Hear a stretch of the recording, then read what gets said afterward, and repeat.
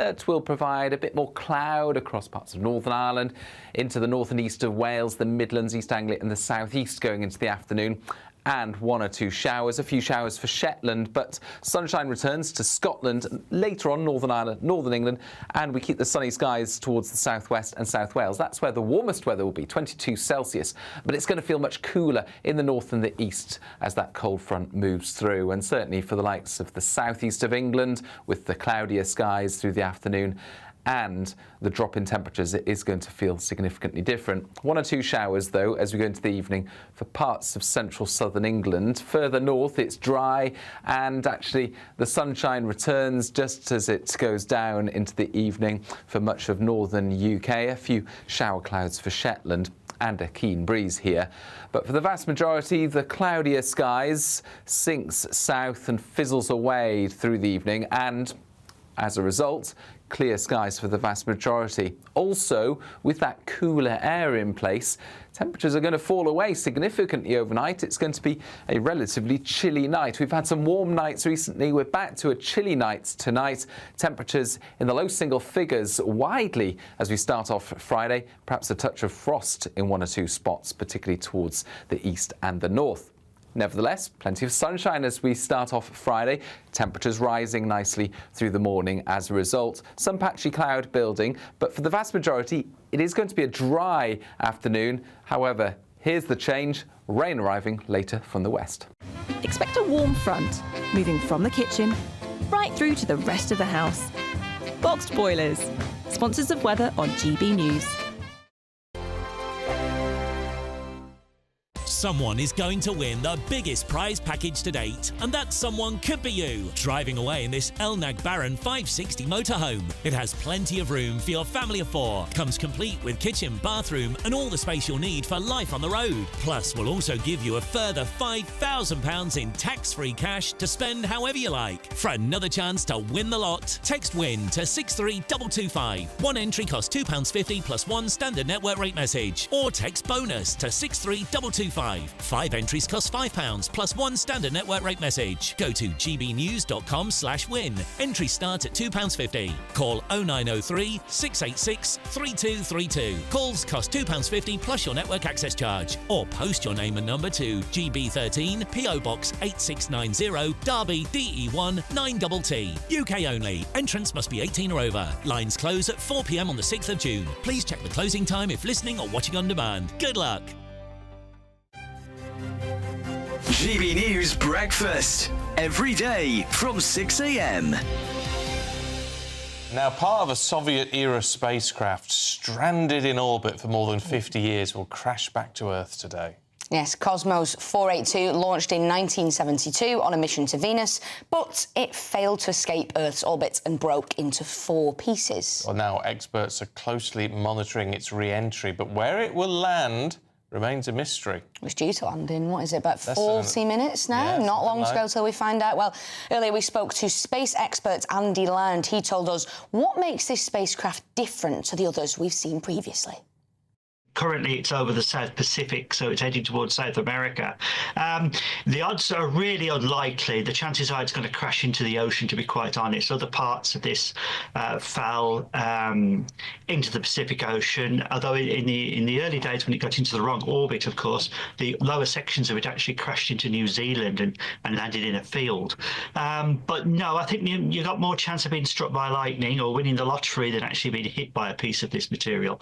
The only interesting thing about this mission, of course, it is a Venus atmospheric entry probe, which means it's designed to survive entry through a dense atmosphere. And in particular case, Venus's atmosphere is more dense than the Earth's atmosphere. It's designed to withstand fantastic temperatures, absolutely fantastic temperatures, huge pressures. So this piece will hit the ground or hit into the ocean. That's what makes this a very different creature from previous satellites which have broken up, which normally they just break up into pieces. This is designed to actually come back.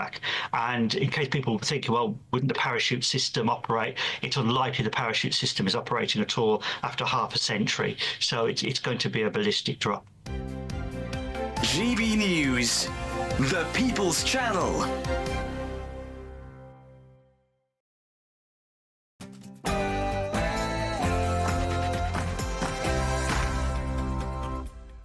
A very, very good afternoon to you. It's 3 p.m. and welcome to the Martin Daubney Show here on GB News. We're broadcasting for you live from the heart of Westminster and all across the UK. On today's show, after a dramatic late-night suspension of Labour's Chagos Island deal, there has been heartbreak for the Chagosians this afternoon. The British Overseas Territory... No retreat! No surrender! No retreat! No surrender! No retreat! No surrender! So the defiant lawyers there chanting on, but the British Overseas Territory will now be surrendered to Mauritius at a cost of at least £9 billion to the British taxpayer. Well, joining me now in the studio is the Shadow Foreign Secretary, Dame Priti Patel. Priti, a pleasure to have Thank you, Martin. Good to be here. It felt there might be an 11th hour overnight miracle for the Chagosians. It wasn't to be. Well, I was following this from about 11:30 last night till, you know, when the interim judgment came out that put an injunction on all of this. And I was with the very lovely Chagosian community that you showed earlier on. This is devastating. But, you know, I'm going to be really quite blunt about this. This absolutely will define this rotten Labour government. The fact that they just don't care about Britain, Britain's place in the world, flying the flag of the United Kingdom. This is about the sovereignty of the British Indian Overseas Territory, which, by the way, we own already. And now they're basically giving it to the government of Mauritius. We don't even know how much that's going to cost. Put that into the context of your wonderful viewers who go out to work every day, pay their taxes, pay more taxes under this awful government with Rachel Reeves and co. And yet this Labour government has refused to even say what the total cost of this will be. And we've been speculating for months that this will be in the billions of pounds. That's billions of hard-pressed taxpayers' cash. It's an absolute stain, quite frankly, on our country and a stain on our democracy, because Parliament has not had the chance to do the scrutiny. I've got a letter here that I wrote to Calamity Lammy back in March, the 28th of March, where still endless questions that have been put to him have been unanswered. And just one final point. We've been told that there'll be a statement in Parliament later on today. I push for questions every day, urgent questions, statements. The Defence Secretary will be given the statement. He's obviously substituting for David Lammy, who is clearly too much of a coward to come to the House and actually start answering not just these questions, but the hundreds that still remain unanswered by backbenchers in Parliament. How long is a piece of string in terms of the money? £9 billion could be a very conservative estimate. £18 billion, the Taxpayers Alliance say. Nigel Farage says if you factor in the appreciation, the inflation on the amounts per annum, it could be as high as £50 billion. We simply don't know the cost. But could I put it to you, the Labour Party, of course, would say, well, this process was initiated on the Conservative Party watch by James Cleverly. Yeah. Do you feel a sense of regret that you got this ball rolling? I'll tell you now, there's no justification for this, full stop. The Labour government have taken an advisory legal opinion and basically based this policy decision, it's their policy decision, on them. They're trying, it's a deflection strategy for them. Oh, the Tories started it. The Tories, by the way, stopped it. It was David Cameron who stopped this as Foreign Secretary. And it's too much of a comfort blanket for Labour, who are lazy. They are absolutely lazy and dishonest, to say, oh, it was all the Tories' fault. It was not. We stopped it. But the reality is here. Billions will be at stake. We're going to see a draft treaty this afternoon. I have been told they're going to bring the treaty to Parliament. We don't know when they're going to publish it, but it's coming. I doubt in there we'll even see the full financial disclosure. We might see an arbitrary figure. It's an arbitrary judgment, after all, right? We might see an illustrative figure. That's about it, but not the full details. I will be spending my time combing through this. I'll table more questions. If he can't answer 40 questions, he'll get 400 questions from me, David Lammy will. We need answers. The British public, your viewers need answers, the Chagosians need answers, British taxpayers need answers. Because, by the way, this awful Labour government are already talking with Rachel Reeves and Angela Rayner. They're planning even more tax hikes. So why isn't that money being spent in this country rather than putting a deal forward like this? Can I ask you about the parliamentary procedure, what happens next? Because we had a glimmer of a hope for the Chagosians at 2:30 this morning when this pyjama junction was put ahead. There will now be a vote. There's practically no chance of this being voted down with the size of Labour's majority. This is almost certain, barring a miracle, to be voted through, is it? So there's a process. So they're going to bring the treaty today, and then there are 21 days from the day of the treaty being presented to Parliament. So 21 days from today, that's 21 sitting days in Parliament, so there's a recess next week. Well, but there you go. So 21 sitting days for us to put loads of questions in, do the scrutiny. We'll probably have to negotiate how much time we have on the floor of the House. I want time on the floor of the House, quite frankly. And bear in mind, Labour like to switch Parliament off every day quite early, and they fill it with statements and stuff. I think we should be using all our time to scrutinise this treaty. Yes, there will be votes, but I also think that, you know, there'll be amendments to the bill, there'll be discussions, there will be votes. You're right, Labour are a bunch of cowards. They just sort of like vote like sheep. So they will try and get it through. But I can promise people now, I and my party will do the slide rule treatment, we'll do the scrutiny that's required, because I just don't think this is right. The whole approach isn't right, Martin, how they've gone about this, because, as I've said, they've not been transparent. And like I said now, you know, they're landing a statement at 5 o'clock this afternoon. We think there's a press conference coming up shortly too. There is. There's dishonesty. They've had months to come to Parliament and say this is what they do, and they've not been very honest about any of the detail. A lot of people, including the Chagosians themselves, and we're having some of them into the studio at 4 o'clock, and they're devastated about it. But the strategic threat yesterday was all about Vladimir Putin is cozying up to Mauritius. The other week, it was the Red Dragon of China. All sorts of influencers and influencers throughout the world that, let's be frank, don't wish Britain much help. They ostensibly wish us harm. Is it a huge concern to you that foreign agents, no, superpowers, nuclear powers, could be cozying up to Mauritius and getting their claws into the Chagos Islands? I think, and that's the whole point, right? So Labour to always pass all the national security checks, etc., etc. We live in an unstable world. Anyone can do anything now. That is a fact. You know, Mauritius isn't exactly friendly to us. Let's be honest about this. I've spent too much time watching the Mauritian Parliament discuss this as well. They're laughing at us. They're laughing at David Lammy and co and Keir Starmer because they keep saying we want more money. They're a client state, effectively. They will start going around touting with other countries who will be our adversaries, not our allies. What more can we squeeze out of other people? The Russian... So they signed a deal with Russia this week, and that was some kind of cooperation deal. Well, why weren't our security agencies and why wasn't our government concerned about that? We've known the Chinese have had plenty of interest in this area. We know about the threats in that region. Okay. Now, the Labour Party will say there is still a lease of the naval base, the space there, which strategically will ring-fence it and keep it safe. There have been claims that there is satellite technology in place to make sure this works. So we have to leave it there because Keir Starmer is about to take the stage. Let's cross over. Diego Garcia. This is absolutely vital for our defence and intelligence, and therefore for the safety and security of the British people. The full assessment of why this is so important is highly classified, but I want to speak as frankly as I can. The strategic location of this base is of the utmost significance to Britain, from deploying aircraft to defeat terrorists in Iraq and Afghanistan, to anticipating threats in the Red Sea and the Indo-Pacific. The base is right at the foundation of our security and safety at home. It has helped us to disrupt threats to the UK, to support counter-terror operations against Islamic State, and to reduce the risk to brave British and American servicemen and servicewomen. The base will help protect the safe passage of our carrier strike group as it goes through the Middle East. It enables rapid deployment across the Middle East, East Africa and South Asia. It helps combat some of the most challenging threats that we face, including from terrorism and hostile states. And its location creates a real military advantage across the Indo-Pacific. The base gives the UK and the US access to unique and vital capabilities which benefit us directly.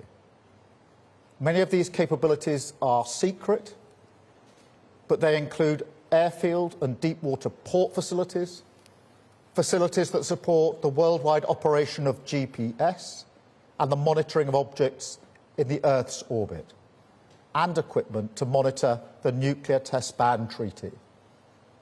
The base is one of the most significant contributions that we make to our security relationship with the United States, which is critical for keeping Britain safe. Almost everything we do from the base is in partnership with the US. President Trump has welcomed the deal along with other allies because they see the strategic importance of this base and that we cannot cede the ground to others who would seek to do us harm. And let me be clear, we had to act now because the base was under threat. The courts have already made decisions which undermine our position.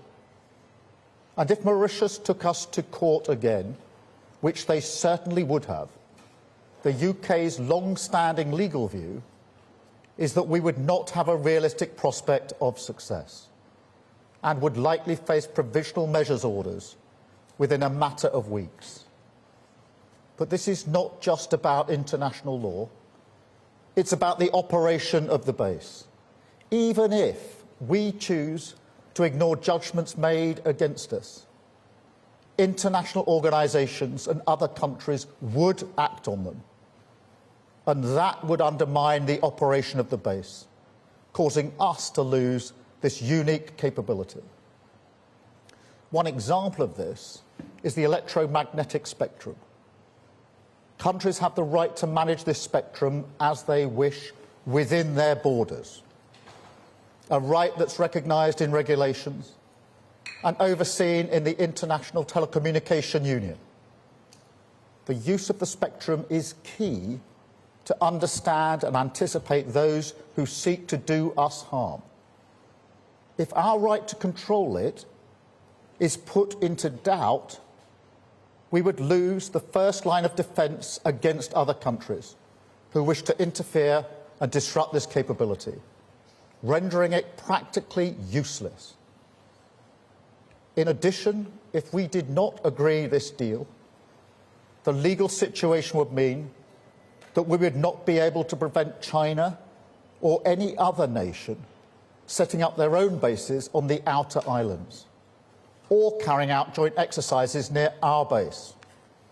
We would have to explain to you, the British people, and to our allies that we'd lost control of this vital asset.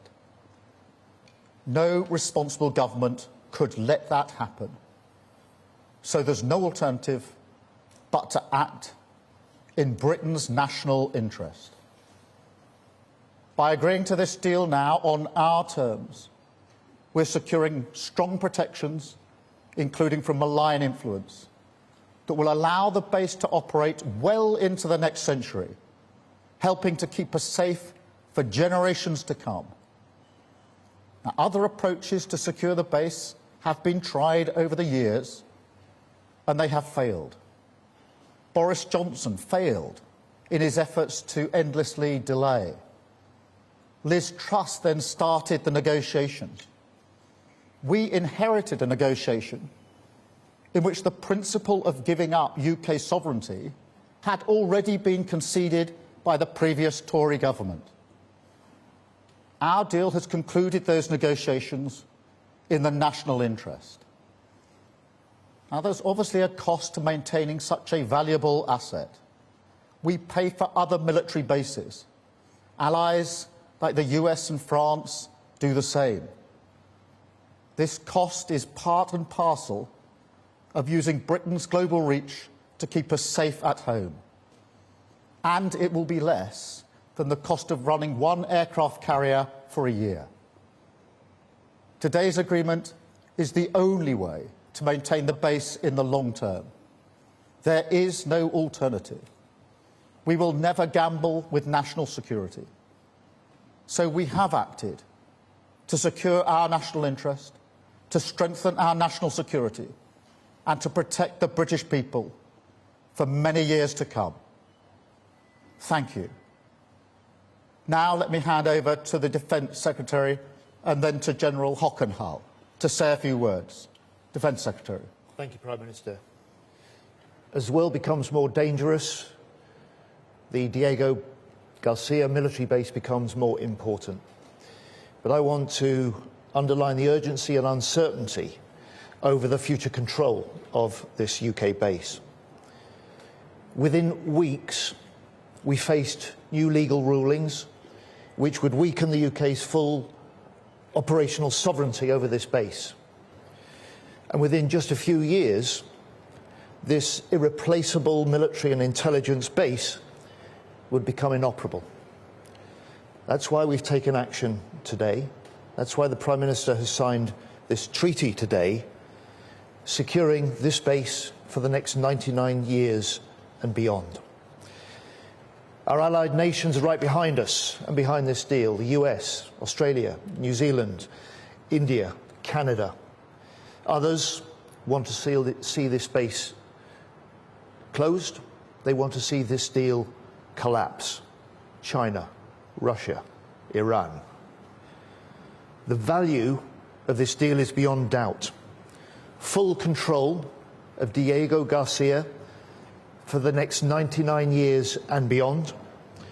Full control and protection of the electromagnetic spectrum, that priceless intelligence, communications, sensors, radar. A strengthened buffer zone so we can control the seas and the skies immediately around Diego Garcia, and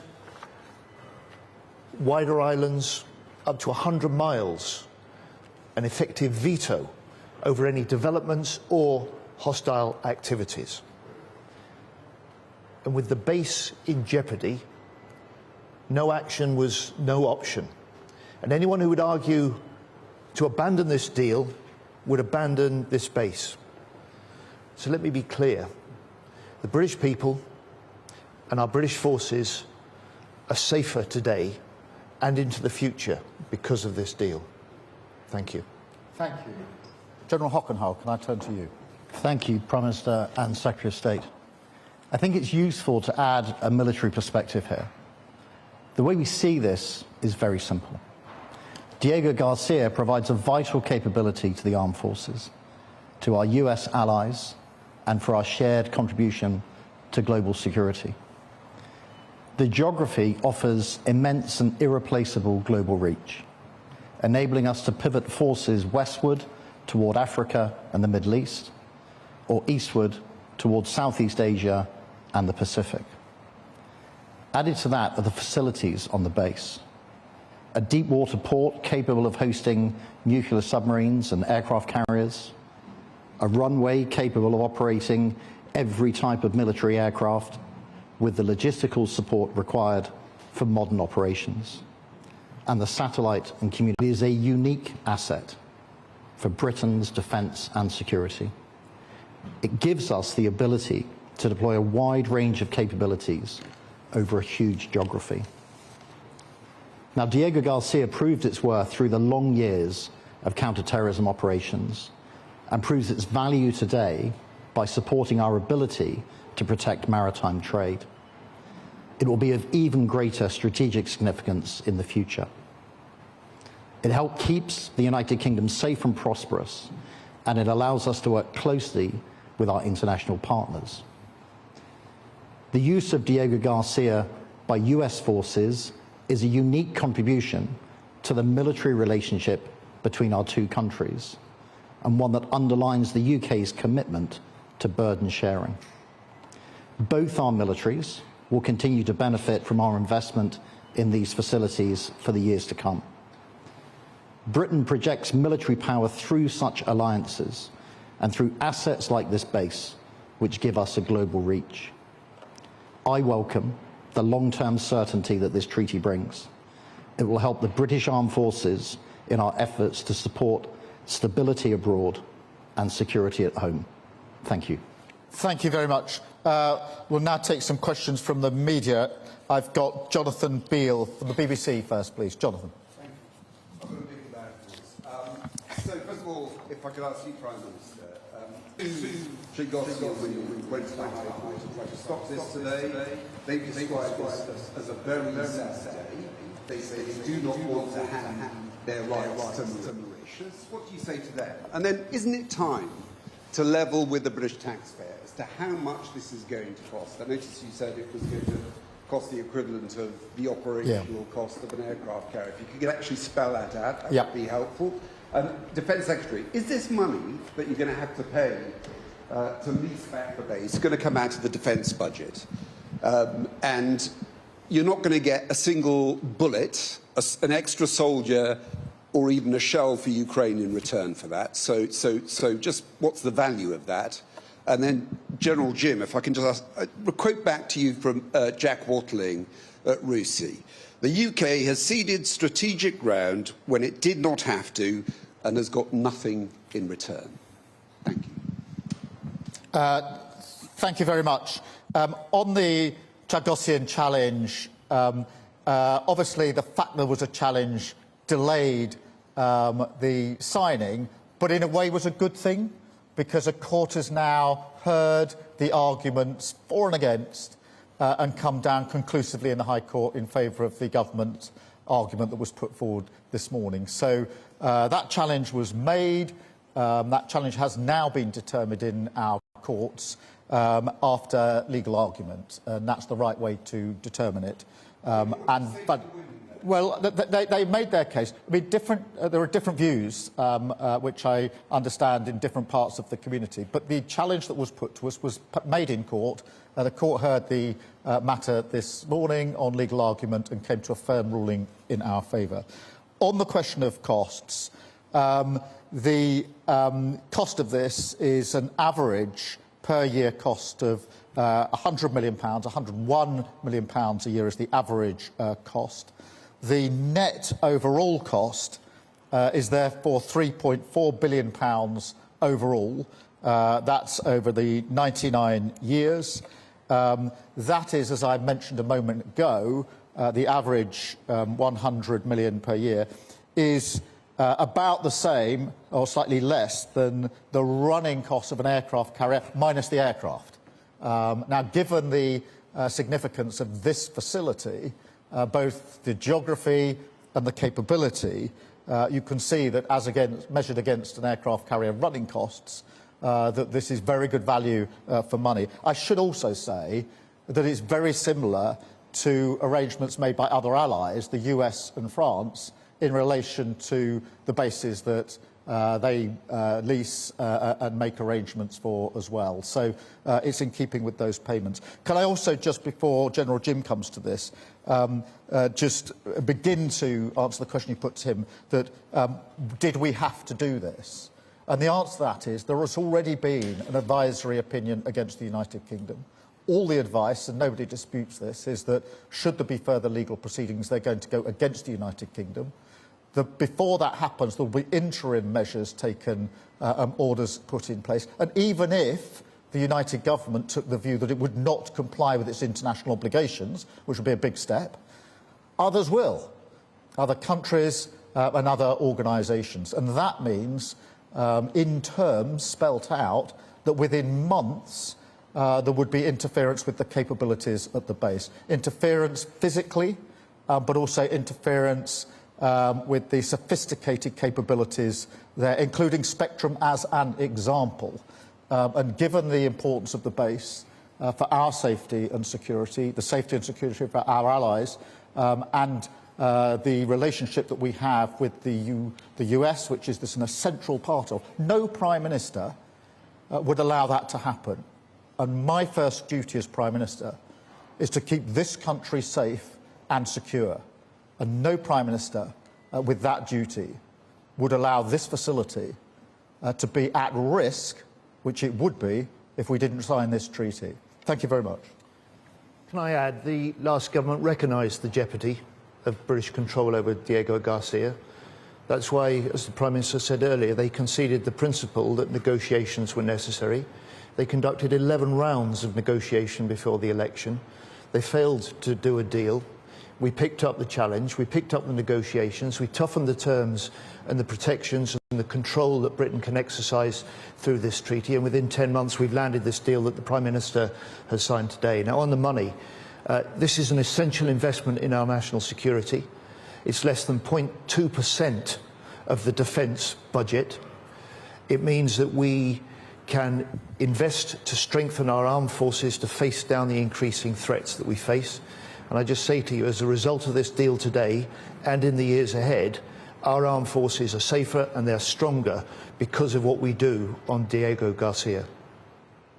And just before I pass to the General, can I just add on this question of why did you have to take this measure? It is worth reminding ourselves who is in favour of this treaty, this deal, and who's against it. In favour are all of our allies, the US, NATO, Five Eyes, India.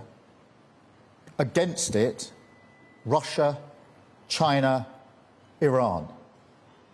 And surprisingly, the leader of the opposition and Nigel Farage are in that column alongside Russia, China and Iran, rather than the column that has the UK and its allies in it. General Jim. Johnny, thank you for the question. Now, I respect Jack Watling a lot, but I'm afraid on this case I'm going to have to disagree with him, as I believe he's wrong in his view. The value of Diego Garcia, I think, has been set out in the remarks that you've heard from all three speakers. And as the commander responsible for operations on Diego Garcia, any risk to that future operation, to me, would be an intolerable risk to take with our national security. And I think that that risk would manifest itself in our capability to operate being eroded in the very near future. I think it would be downgraded, it would be degraded significantly over time. And ultimately, we run the risk of losing control. Now, I think that risk would be intolerable. We must have long-term assurance and control. There is no other viable option to provide that assurance and control. And the irreplaceable, vital, and in many ways priceless asset that Diego Garcia is, must be guaranteed for us to be able to continue our operations. It's an essential element of our fighting power. Thank you very much. I'll go to Catherine at GB News now. Catherine. Catherine Forster, GB News.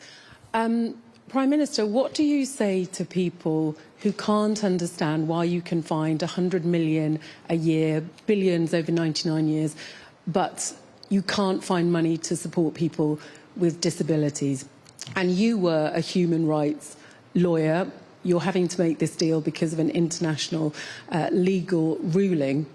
But the Chagosians that brought that case last night, that got that temporary injunction, feel that it breaches their human rights, and they're being treated just as shoddily as when the government booted them out of the Chagos Islands back in the 60s. What do you say to them? Well, let me take all three parts of that question.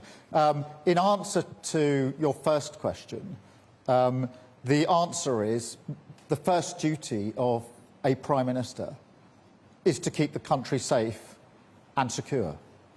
And this space is vital in that respect.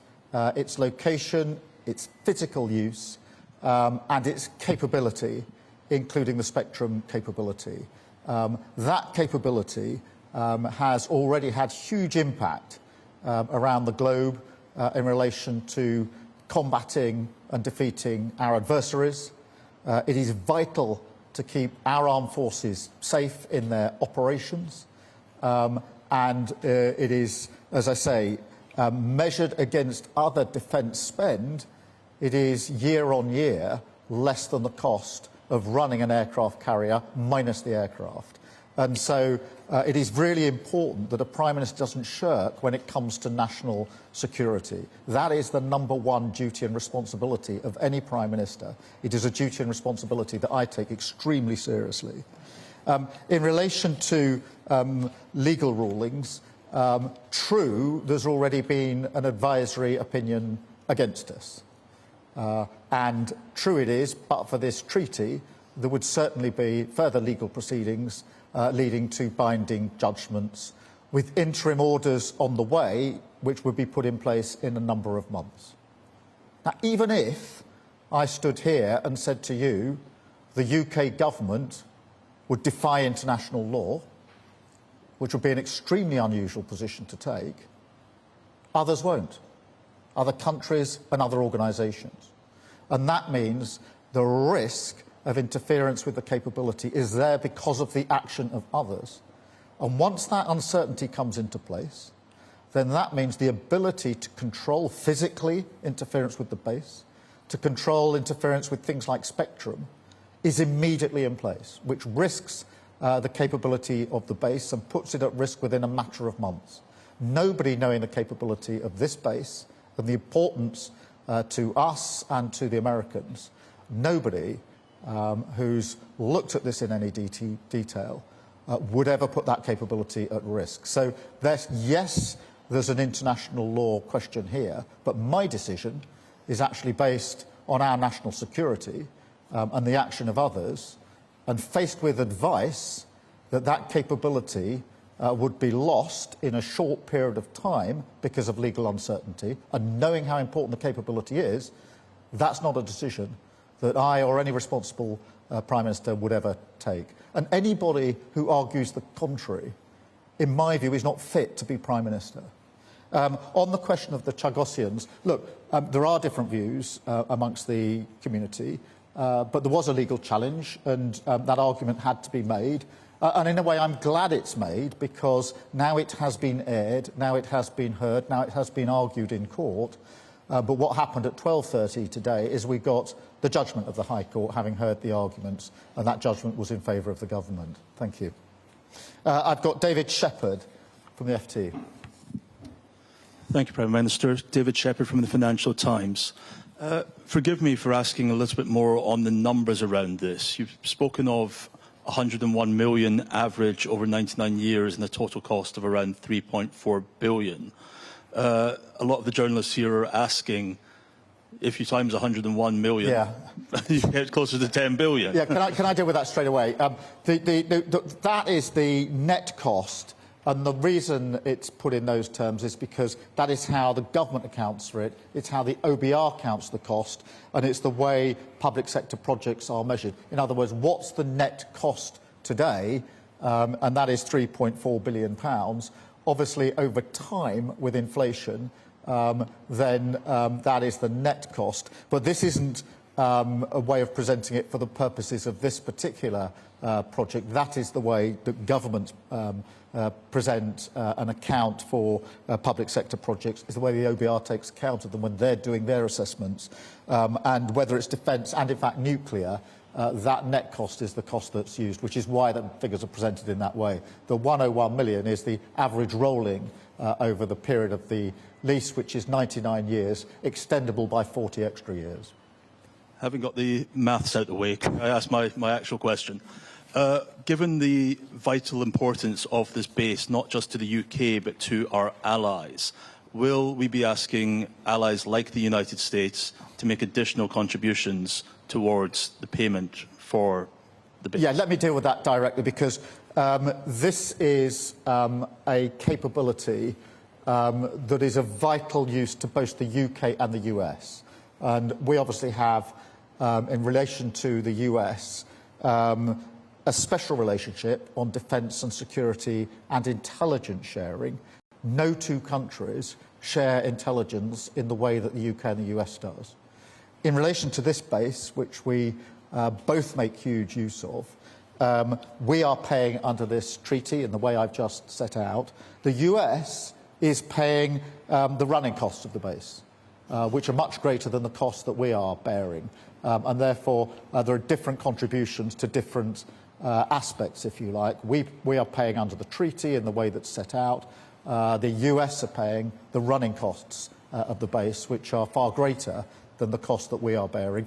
Together, there is obviously that shared interest in the base, a vital capability for both of us. Thank you very much. And I've got Claire Sadler from BFBS. Hi.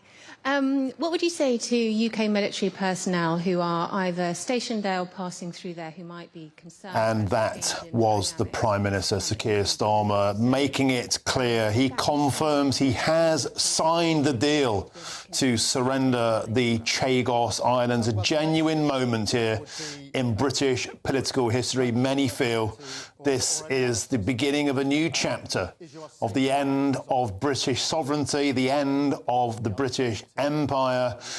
I'm joined now by GBNews' political editor, Christopher Hope, live from Westminster. Chris, Sir Keir Starmer got through a dramatic 11th hour legal challenge from the Chagosians and was resolute today. Let me be clear. He said we had to act now.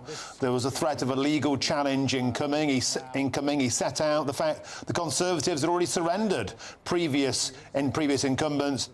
And then an astonishing broadside I found literally breathtaking. He said those in agreement of this are our allies. America, NATO, India. Those against it, Russia, China, Iran and Nigel Farage. An astonishing personal assault there on Nigel Farage in this historic moment. Chris, what are your main takeaways from this? And that's right. And also the costs, Martin, £101 million confirmed, 3.4 billion. But of course, with inflation, that could be worth much more over the next century or so. Extraordinary amount of money. Also found from the defence budget. Don't forget this government is struggling to get towards increasing that defence budget. They cut the aid budget to pay for it.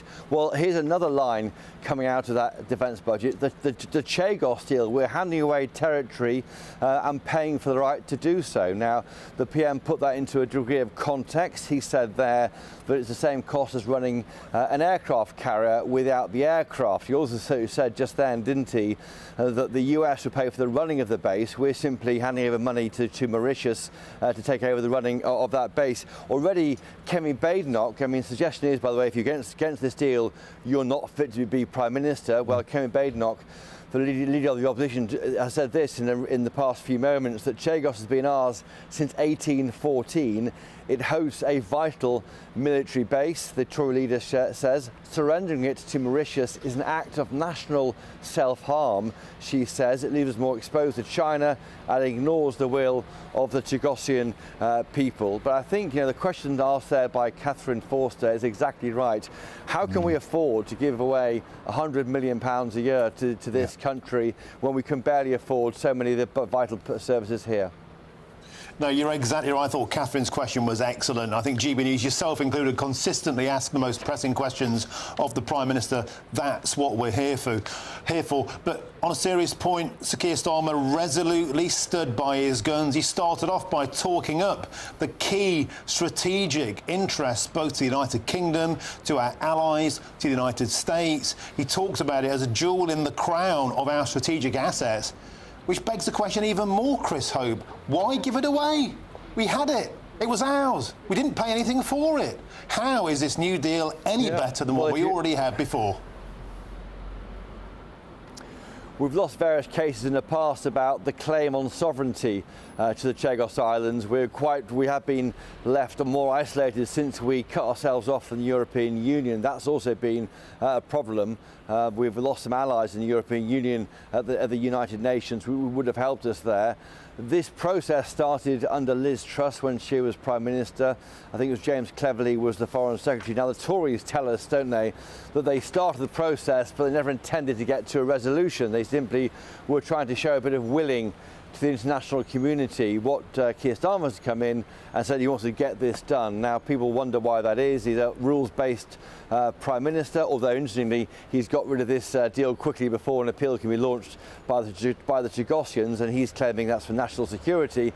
Of course, that does frustrate the will of the Chagosians, although the PM felt he had heard their will being talked about in the High Court today. But despite that, there's lots of unhappy people from that archipelago, some of whom will be on GB News today as well, expressing that concern. So, yes, he's willing to, but he almost pushed that to one side, so the national security is what matters, and that's what he's saying. But big concerns here. I think it draws a line under a very, very difficult time, but already the critics on social media are saying what a dreadful negotiation to hand away territory that we control as a country and have controlled since 1814, as Kemi Badenoch said, and pay for the right to do that at the cost of £101 million a year. What kind of deal is that? Doesn't sound great.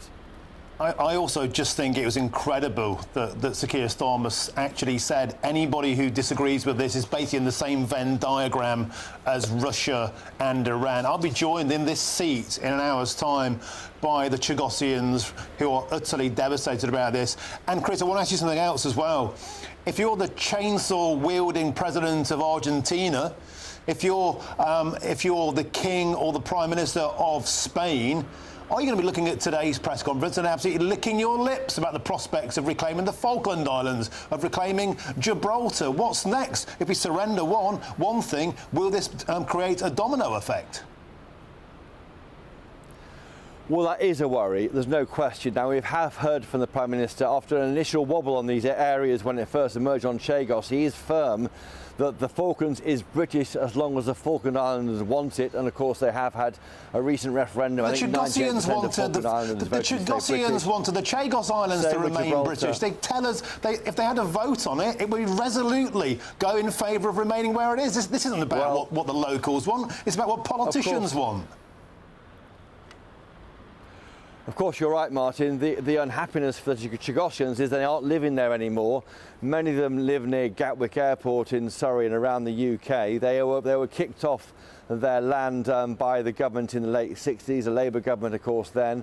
And that is a lingering hurt for them and hard to justify, I think, through a modern lens. And that's what happened then. It's different with the Falkland Islanders and Gibraltarians. They are on the islands, they get a vote, and we support self-determination. But what this will do, I do think, is it might encourage the Argentina to get going and to stir it up again. Back in the early 80s, don't forget, Martin, the same idea the UK government had then when Argentina was stirring it on the Falklands then before the invasion.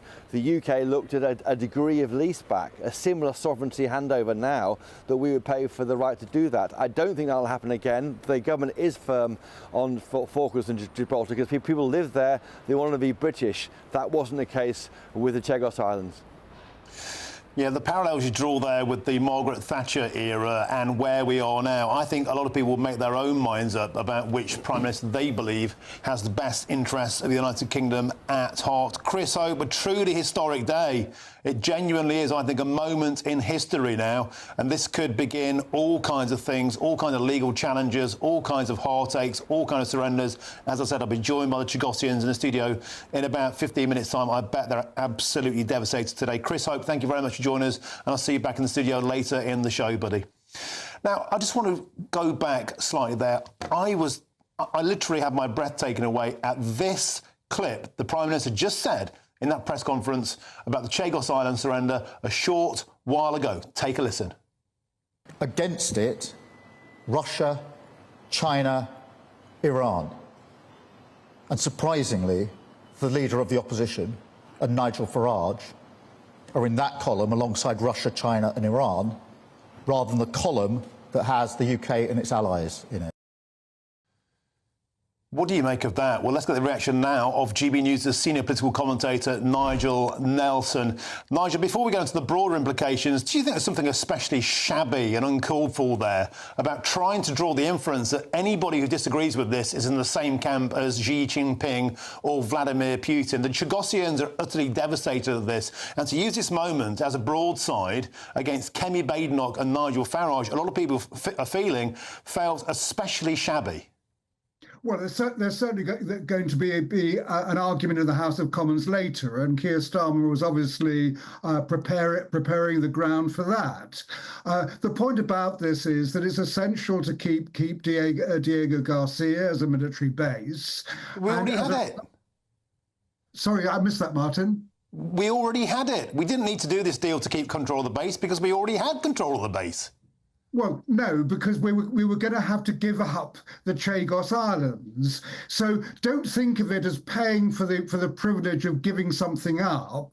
Think of it more on the lines of paying to lease a military base, in the same way as you would pay to rent a house.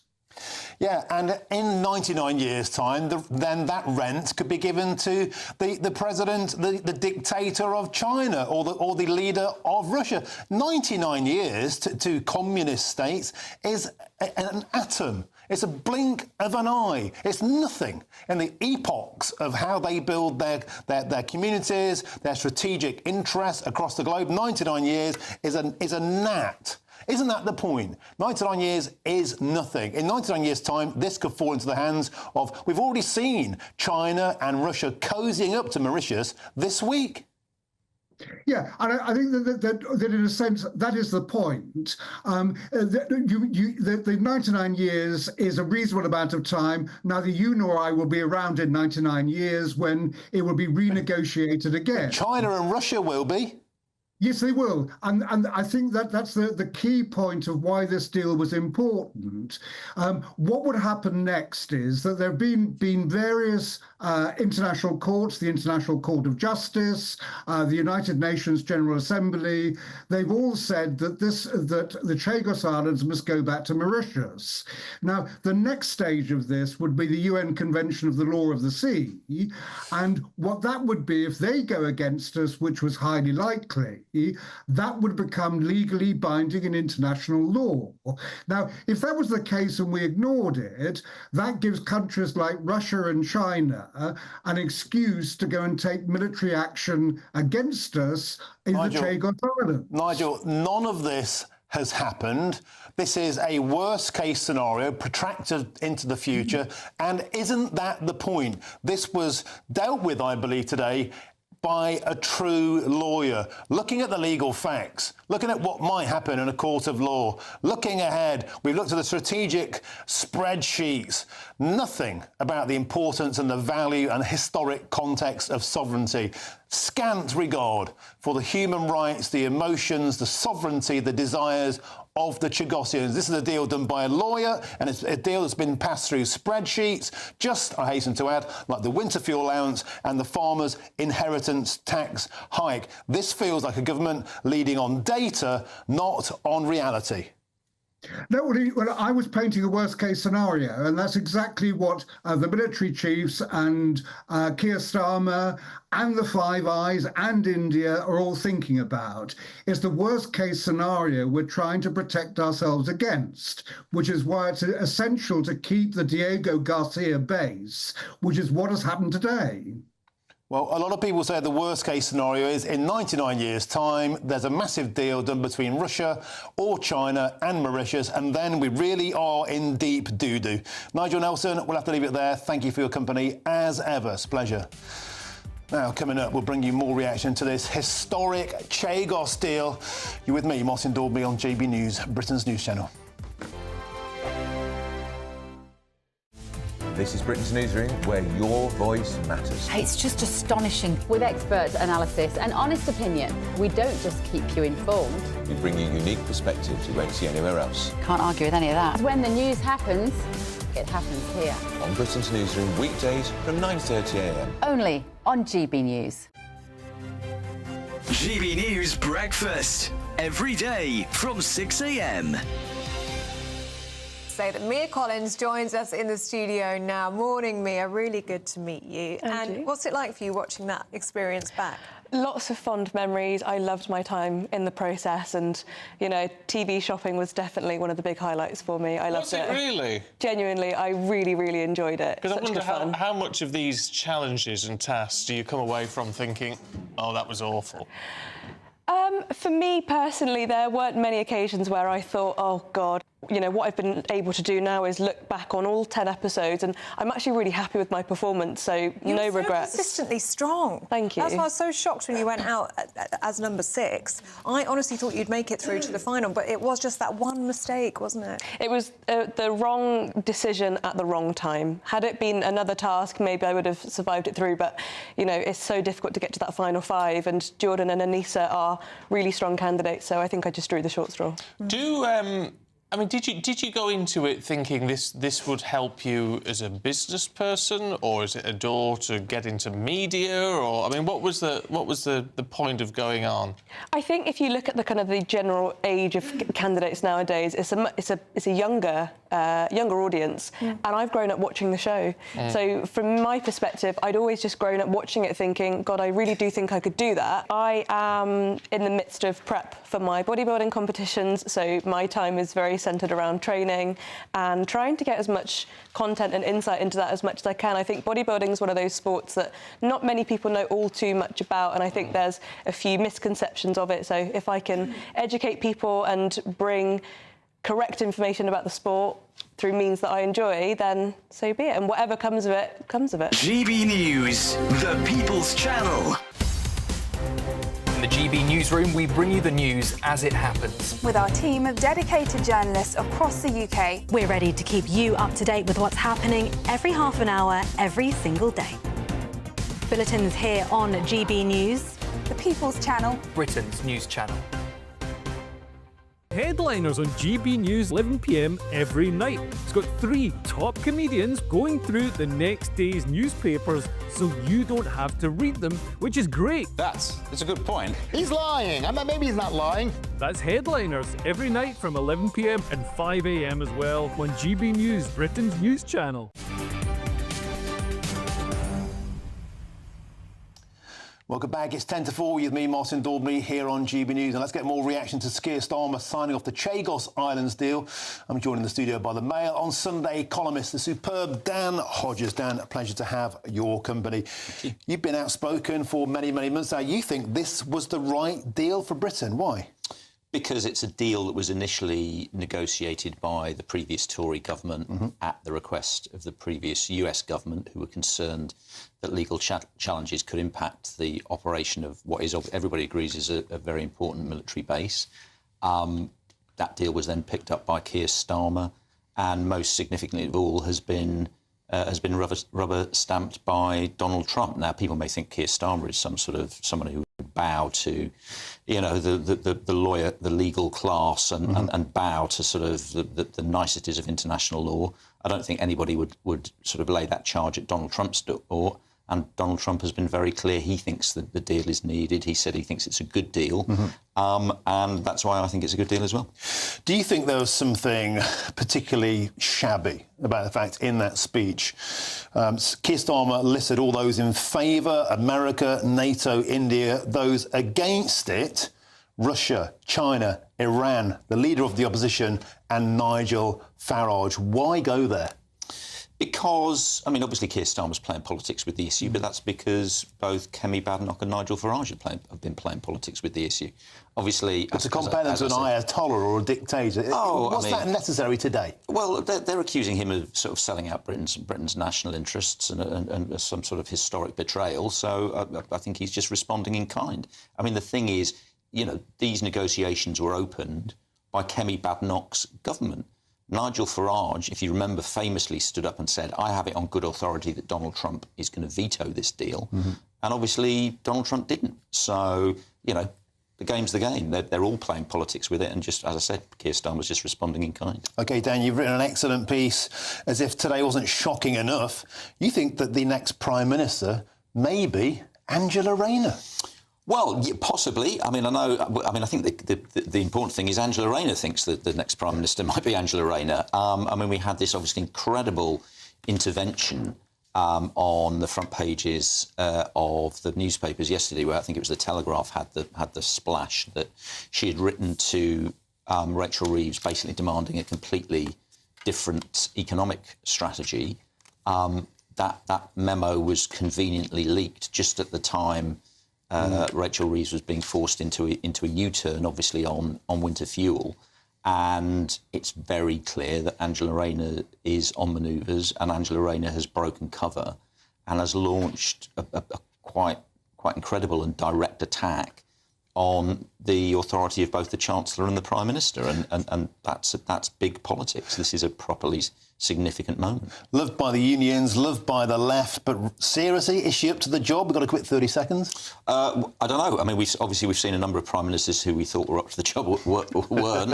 I think a number of people would look back and think, well, maybe she can't do any worse than some of the previous incumbents of Downing Street. And I know she's very, very popular with the Labour Party membership, and they're the people who would choose the next Prime Minister if Keir Starmer fell under a bus before the next election. OK, superb stuff. Dan Hodges, thank you very much for joining us today in the studio. Pleasure to have your company as ever.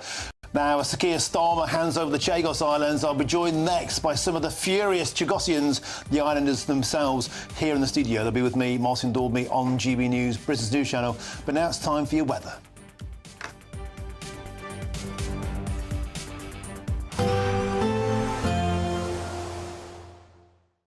Expect a warm front, moving from the kitchen right through to the rest of the house. Boxed Boilers, sponsors of weather on GB News.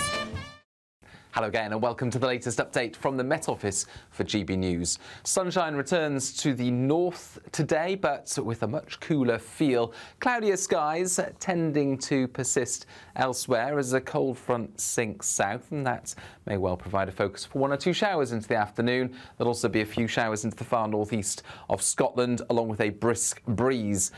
But that breeze will make it feel significantly cooler because this is a cold front that's sinking south with its cloud and 1 or 2 showers. It does fizzle away overnight and leaves behind a legacy of clear skies and a much colder air mass, and as a result, temperatures dropping fairly widely into the mid to low single figures, perhaps a touch of frost in places. So certainly a chilly start for most of us on Friday morning across parts of central Scotland, temperatures dipping below freezing. However, those temperatures quickly rise through the morning because of widespread sunny skies. Sunshine also for Northern Ireland. In fact, it's during the morning where we'll see the best of the sunshine here. England and Wales getting off to, again, a sunny start. Some patchy cloud towards the southwest, and also for parts of East Anglia, a brisk breeze here. But for many, it's light winds, and very quickly those temperatures rise through the morning. It's dry for the vast majority as well through the bulk of the day, I suspect, certainly across Britain. But for Northern Ireland, it turns cloudier, and there will be some rain edging into the far west by the end of the afternoon.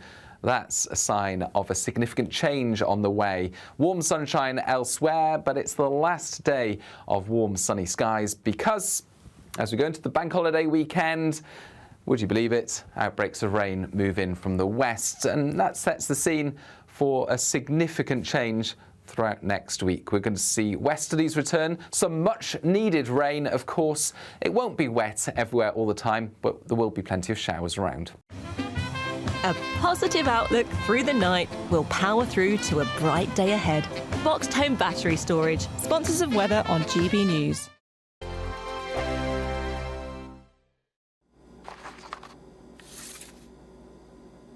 Crash Law 24 sponsors GB News Traffic and Travel Report. Good afternoon. This is the latest AI travel news from gbnews.com. Motorists on the A90 northbound between Clean Hill and Mill Timber are experiencing restrictions due to a broken down vehicle. Proceed with caution and anticipate delays. On the A494 westbound between Queensferry and Eulo, a vehicle breakdown is causing significant disruption. The Kent M20 westbound is partially blocked between Junction 4 and Junction 2 due to a collision, with only 1 of 4 lanes open. Normal conditions are expected after 7 o'clock this evening. Travellers should allow extra time for their journeys. Stay responsible and plan routes accordingly. For more travel news, go to gbnews.com. Crash Law 24 sponsors GB News Traffic and Travel Report. What does it feel like to be a Great British Giveaway winner? That's a big surprise. Oh my God, I'm going to cry. Do you know what? I've never won anything like this in my life. Oh my God, this is amazing. That is absolutely fantastic. We're over the moon. Yes, that is fantastic. You know, you have no idea how much I needed it. Oh my goodness. That's wonderful. Oh, thank you. Oh, thank you so much. I was gobsmacked. Thank you, GB News. I'd say don't hesitate, do it. If you're not in it, you've got no chance of winning it. Thank you. You weren't expecting to get that call today, were you? No, I wasn't. You really could be our next big winner. Head over to gbnews.com/win now to find out how and get your entry for the Great British Giveaway. Great prizes, even greater wins. Westminster, the ultimate clique. And you're fighting like rats in a sack. But here on the Camilla Tominey Show, we ask the questions the establishment media is too scared to ask. OK, let me ask you a straight question, because I know you're a straight-talking politician. Whether it's net zero, illegal immigration or law and order, nothing is off-limits. You had the power then. Yeah, as I And say, now you've lost it. That's the Camilla Tominey Show, a politics show that's fearless. But no, let me finish my question if you don't mind, because it is my show. Sundays at 9:30, only on GB News, the People's Channel, Britain's news channel. No matter the state it's in, this is our nation. Join me, Jacob Rees-Mogg, for a genuine, honest discussion on where we have been, where we are going, and where we are with the people who set the direction. That's State of the Nation every Monday and Tuesday at 8 o'clock. Only on GB News, the People's Channel.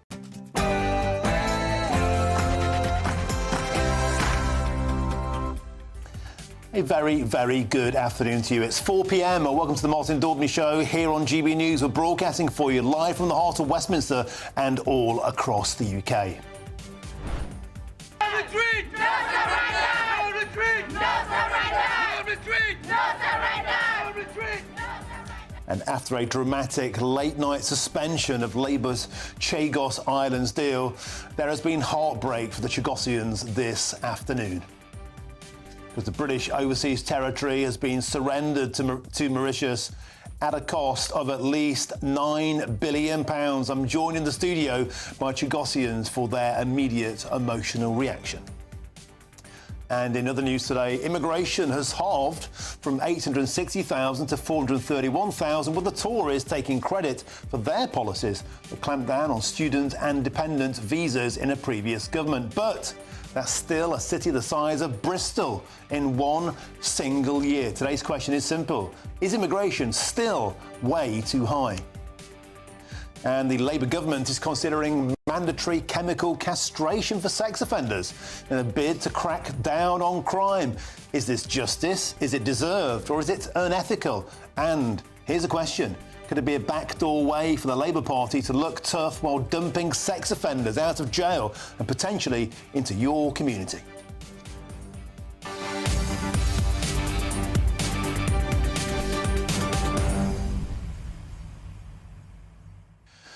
Welcome to the show. A truly historic day, what many will see as a surrender of a British sovereign territory. The Chagosians are heartbroken. I'm joined in the studio by a couple of them now. You're still smiling. I can't believe you guys. You're amazing people. I'll get your reaction to this historic deal in a minute. But I'd like to ask you at home, what do you make of this? If you're the Argentinian president now, are you sharpening your chainsaw, licking your lips to make a move on the Falklands? If you're the King of Spain, the President of Spain, are you eyeing up the Rock of Gibraltar? Could this be the first domino? Is this a new chapter in the end of British sovereignty and empire and control abroad? Or, as the Prime Minister said, was it the right deal for Britain and the only thing to do with the threats of legal challenges incoming? Let me know your thoughts the usual way, gbnews.com/your say. But now it's time for your news headlines, and here's Aaron Armstrong.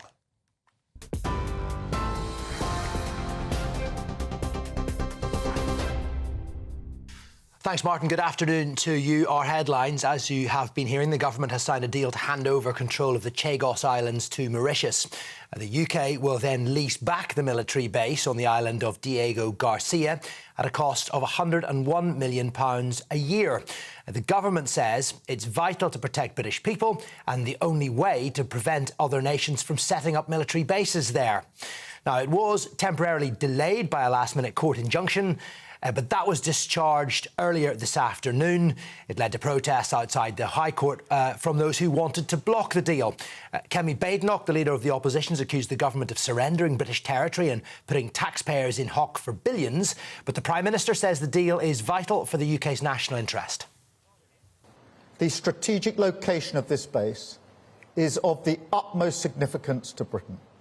From deploying aircraft to defeat terrorists in Iraq and Afghanistan, to anticipating threats in the Red Sea and the Indo-Pacific, the base is right at the foundation of our security and safety at home. Retreat! No surrender! No retreat! No surrender! No retreat! No surrender! Well, a crowd of campaigners assembled to protest outside the High Court while the case was ongoing, chanting "No retreat, never surrender." They were led by Beatrice Pomp on the left and Bernadette Dugas, the two Chagosian women whose legal action led to that last-minute injunction. She says she and other Chagosians are British citizens who don't want to hand over their rights to Mauritius. Critics say the deal costs too much and Mauritius will not be able to adequately protect the military base, given the country's close relationship with China. A national rollout across 20 prisons will pilot the chemical castration of sex offenders, with the government considering making it mandatory. And that is according to the Justice Secretary. She's confirmed it earlier. The move is part of a major review led by former Justice Secretary David Gauke, aimed at cutting reoffending and easing prison overcrowding. Other proposals include scrapping short sentences, early release for some violent offenders, and automatic deportation for foreign criminals. The review says these changes could reduce the prison population by nearly 10,000. Net migration to the UK is halved, or almost halved, falling to 431,000 in 2024. That is down from 860,000 the year before. The Office for National Statistics says it's mainly due to fewer people arriving to work or study, particularly student dependents, after visa rules were tightened. Labour pledged to reduce migration before the last election and recently introduced even stricter visa policies. An increase in emigration, especially amongst international students, played a part. Today's figures cover the full year to December 2024, reflecting both Labour and Conservative government policies. Israel has accused Western leaders of emboldening terror after 2 Israeli embassy staff were shot dead in Washington, D.C. Some live pictures from the US Capitol, where security cordons remain in place. In a scathing statement, Israel said that the UK, France and Canada have showed cowardice, claiming their stance on Gaza is paid for in Jewish blood. The young couple, soon to be engaged, were gunned down outside a humanitarian event, the suspect reportedly shouting "Free Palestine." Police say 30-year-old Elias Rodriguez confessed and led officers to the weapon. World leaders have condemned the killings, with Foreign Secretary David Lammy calling it an appalling anti-Semitic crime. A small plane's crashed into a residential area in the US city of San Diego. Homes and cars in the Murphy Canyon neighborhood caught fire. Nearby properties have been evacuated. Authorities have described it as a direct hit to multiple homes, which has left a giant debris field.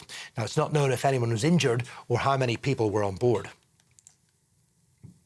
A powerful 6.1 magnitude earthquake has struck off the coast of Crete, triggering a tsunami alert across parts of southern Europe. The tremor hit early this morning, waking residents and tourists as household items toppled and swayed. Locals described buildings shaking like mad for up to 30 seconds, but no major damage or injuries have been reported. The quake, though, was felt as far as Turkey and Israel, with officials urging people in Greece, Italy, France and Portugal to follow the local guidance. Experts say the depth of the quake means there's no cause for alarm, but emergency crews remain on high alert. That's it for the moment. I'll be back with more headlines at 4:30.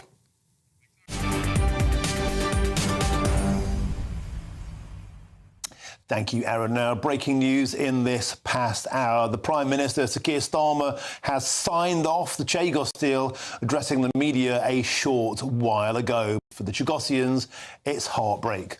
Beatrice Pomp, who was born on the Chagos Islands and brought legal action against the deal, claimed that it was a breach of her human rights. Well, I think British justice, they take care of who they want, when they want. They haven't been able to rectify the wrongs they have done to us, the Chagosian, for 60 years. They still want to give a deaf ears to our cries, and we're not giving up. And nodding away with heavy hearts next to me in the studio, I'm delighted to say I'm joined by Chagosian leader, Friends of the British Overseas Territories, Vanessa Kalu, and her brother, Misley Mandarin. Welcome to you both.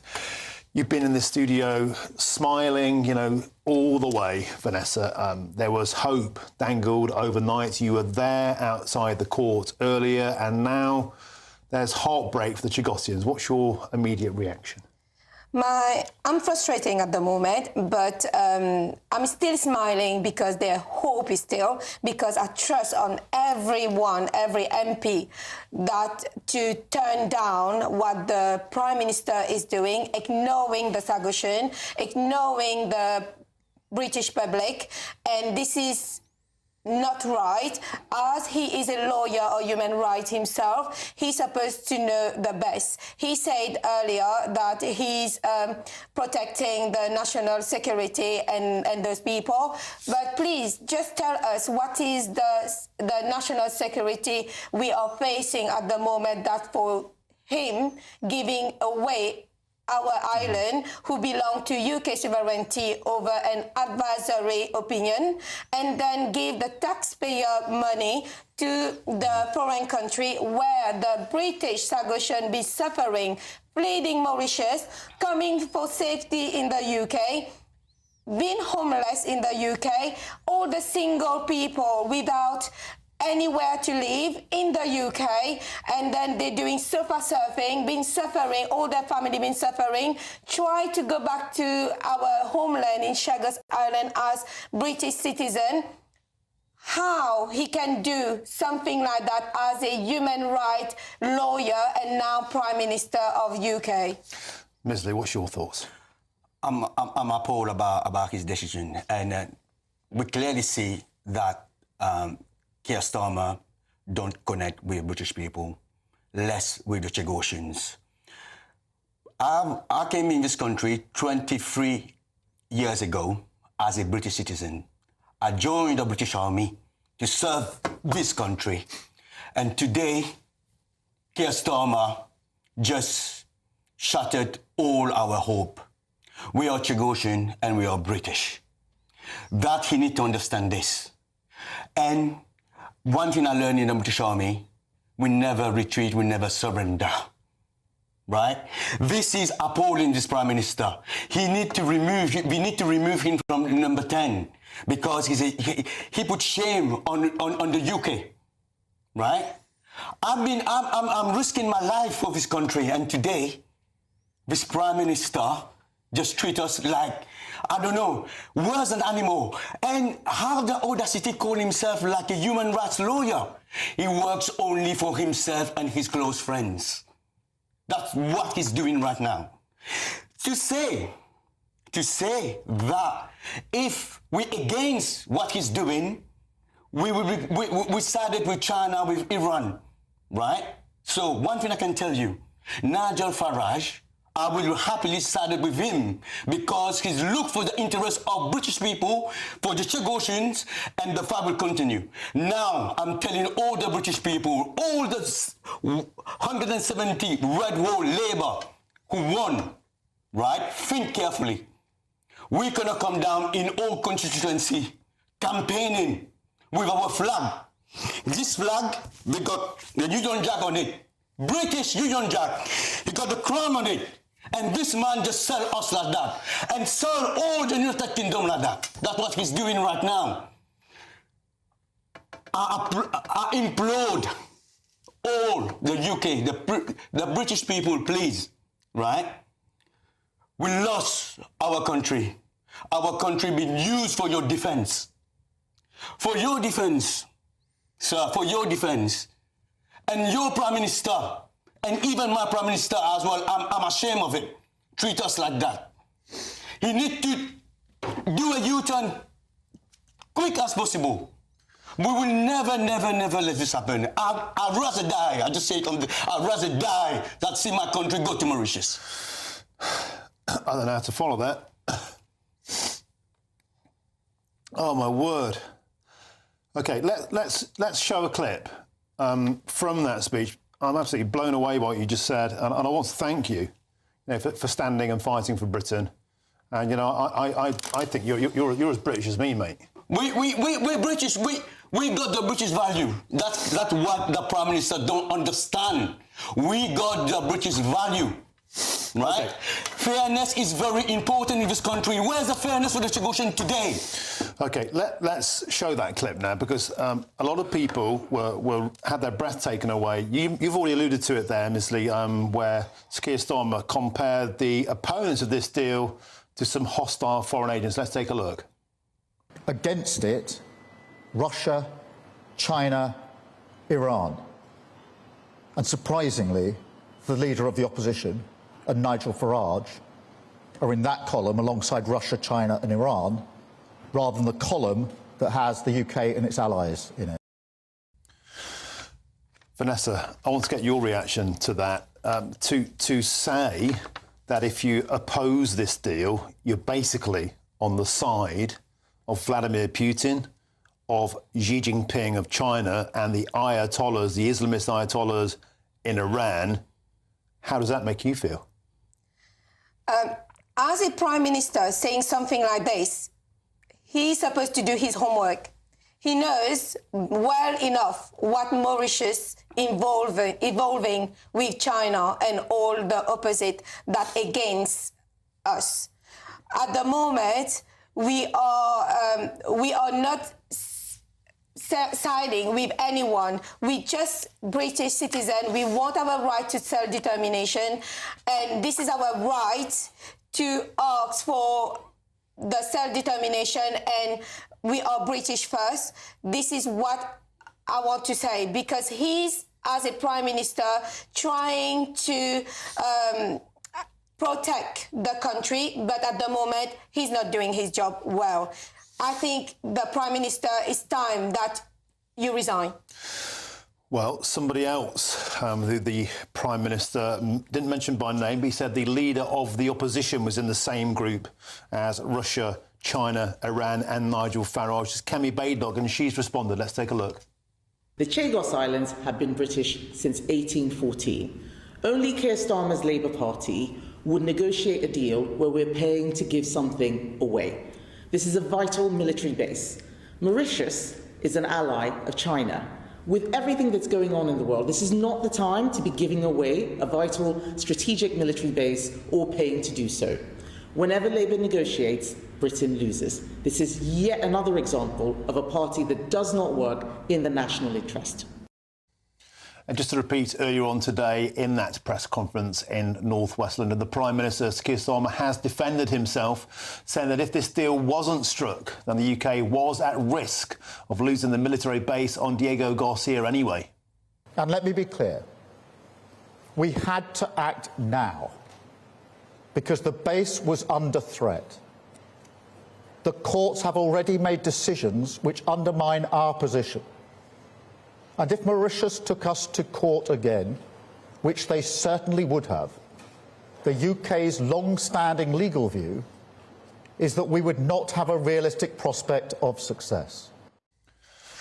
So the Prime Minister there was ostensibly saying, let me be clear, we had to act now. The courts were going to act anyway, and his position was that the United Kingdom would lose that ruling, so it's better to do it amicably and peacefully now. Ms. Lee, does that satisfy you? No, not at all, because what he's doing now, you have to remember the same Labour government in the 60s and the 70s removed the Chagosian from their home. Now, it's like a spineless Prime Minister. Don't have the guts to say things to protect the Chagosian, who's are British, and the British people as well. Saying that on an advisory decision by international court, which they think about themselves and the country, where it fits, they will do it. Now the Prime Minister come and do such a deal. This is, it's a very sad day for Britain. It's a very, very sad day for Britain. Vanessa, final word to you. There's going to be a vote on this. It's almost certain, barring a miracle, to get voted through with the massive majority the Labour Party have got. What's next? We will try to approach to all the MPs and to recognise the right of the Chagosian for self-determination You need to put the British people first and secure our country. I don't believe what the Prime Minister is saying by giving away the Chagos Island and the taxpayer of the British people to Mauritius will save our national security.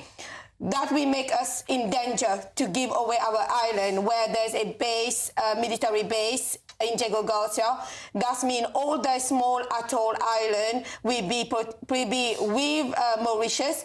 That will not be safer. We will not be safer. All the British public, all the British people, you're not safe with that Prime Minister if that is happening. Reconcile and U-turn this decision that you just did, Prime Minister, please.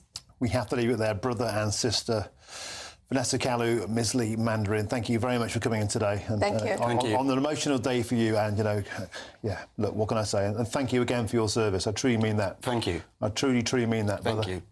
Thank you. You recognise that, but Gaston, I don't recognise this. People who serve Britain, he don't recognise it. Sorry, I just need to say, why taking a lot of money to give to a foreign country is start helping people, helping British people on homelessness. There's a lot of people, British people, who are getting poorer and poorer. Help the British people first. Thank you. You're welcome. Thanks to you both. I sincerely mean that. Thanks for coming in today. I'm totally blown away by that. Now, still to come, net migration halved last year, but will this be enough? Oh, God. For Keir Starmer to fend off the challenge from reform. That's next with me, Martin Daubney, GB News.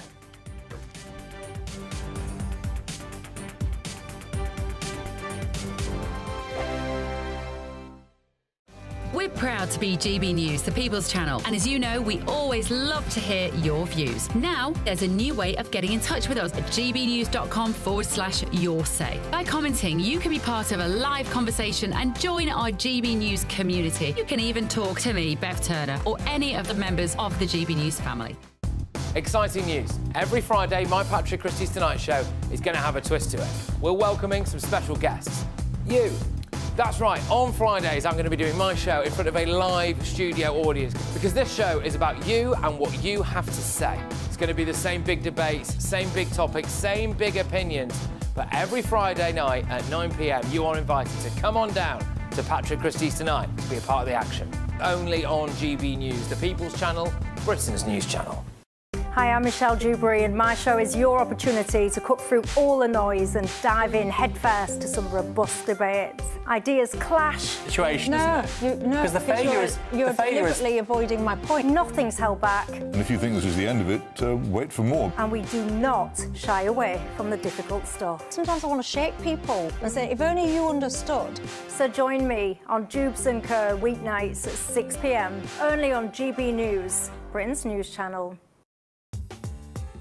I'm Christopher Hope. From pop stars to politicians, I'll interview anybody in a pub who's got a political opinion. Join me every Friday on Spotify, Apple Podcasts, YouTube or gbnews.com, or wherever you get your podcasts. This is GB News, the People's Channel. Good Afternoon Britain isn't just about us. The wonderful thing about this programme is it's about everyone watching. It's an interactive programme. Well, there absolutely is something to see here, and we're going to be talking about it more. Whether it's breaking royal news, please bring us up to date, or indeed a particularly punchy speech in the House of Commons. Very, very curious. We bring it to you live, and then we bring you live reaction as well. That's Good Afternoon Britain, weekdays from midday. Only on GB News, the People's Channel, Britain's news channel. This is Britain's Newsroom, where your voice matters. It's just astonishing. With expert analysis and honest opinion, we don't just keep you informed. We bring you unique perspectives you won't see anywhere else. Can't argue with any of that. When the news happens, it happens here. On Britain's Newsroom, weekdays from 9:30 a.m. Only on GB News. Mornings don't have to be tiresome, especially if you have the right company. Wake up to news as it happens, opinion and debate, and of course, a little bit of entertainment too. Because when the kettle's on, we're on. That's Breakfast on GB News, a show worth waking up for. Every morning from 6 a.m. Only on the People's Channel, Britain's news channel. We'll spread the news, you spread the word.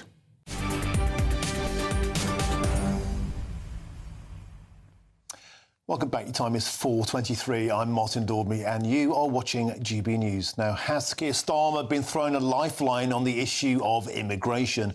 Well, figures from the Office for National Statistics have revealed that net migration fell, almost halved, in fact, to 431,000 in the year to December 2024, down from 860,000 the year before 2023. However, the Conservatives are also trying to claim credit for the reduction in migration figures. And as usual, the devil is always in the detail. Here's the man with the detail. It's our man, Mark White, our Home and Security Editor. Mark, the numbers are down, but it's still a city the size of Bristol came in. Where have the numbers come down, and is it enough? Over to you. Well, there's no doubt the numbers are still way too high as far as the vast majority of people in this country are concerned. As you say, you know, close to 500,000 when you take into account the fact that these numbers will be revised upwards, as the ONS always does, when the next set of figures come out. So it'll be over 500,000 net migration. That is, as far as many people are concerned, unacceptable. In terms of who can claim the credit for what we're seeing at the moment, which is a reduction in net migration, it has to be the Conservatives. These were changes that the Conservative government in its dying days brought forward to try to up the salary threshold for certain jobs, stop dependents coming over for certain workers and for students, and that's what we're seeing playing through now.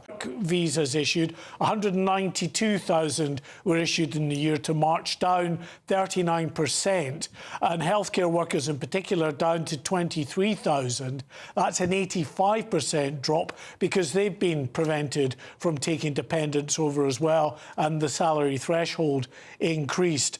Let's take a look at student visas now. Student visas, again, 403 issued, a 10% drop. But when you look at the link to dependents, an 83% drop in student dependents brought over, 18,000 now, and that is leading to an overall drop there in student numbers. On the next question, of course, of asylum seekers, that is an area that is up. 109,000 asylum applications in the year to March, up 70%. Asylum applications have doubled, in fact, since 2021. So some real concern there about asylum applications and the fact that many of them, more than a third, are linked to the small boats. And we now know, of course, as reported on GB News yesterday, that that figure, 825 small boat migrants crossed the English Channel illegally yesterday alone, Martin. And Mark White, as ever, fantastic detail. You know, you really just distilled that down in a way that everybody can understand with complete clarity. Thank you very much for that. Next, of course, the political fallout begins. There's an incredible situation. The Conservatives are crowing today. This is all down to them. But that's because the figure before was absolutely stratospheric, almost 1 million. That Boris boom, they called it, Boris bulge, whatever it was. And now they're saying, oh, the numbers are down to a mere 500,000 because we've done such great work. I put it to you, Mark White, that's like an arsonist trying to get credit for putting a fire out. Yeah, I mean, a rather belated sort of intervention by the Conservatives in terms of the measures that were brought in to bring the numbers down. To be fair to them, they were grappling with other issues which also pumped up the number of migrants in the net migration figures, such as, of course, the Ukraine war, very significant numbers who came from Ukraine, who came from Afghanistan because of the conflict there, who came because of the unrest in Hong Kong as well. That all added to pumping up the figures, but there's no doubt that much of it was driven by the appetite for cheap labour in this country, and also, of course, the universities desperate to get ever more foreign students on their payroll.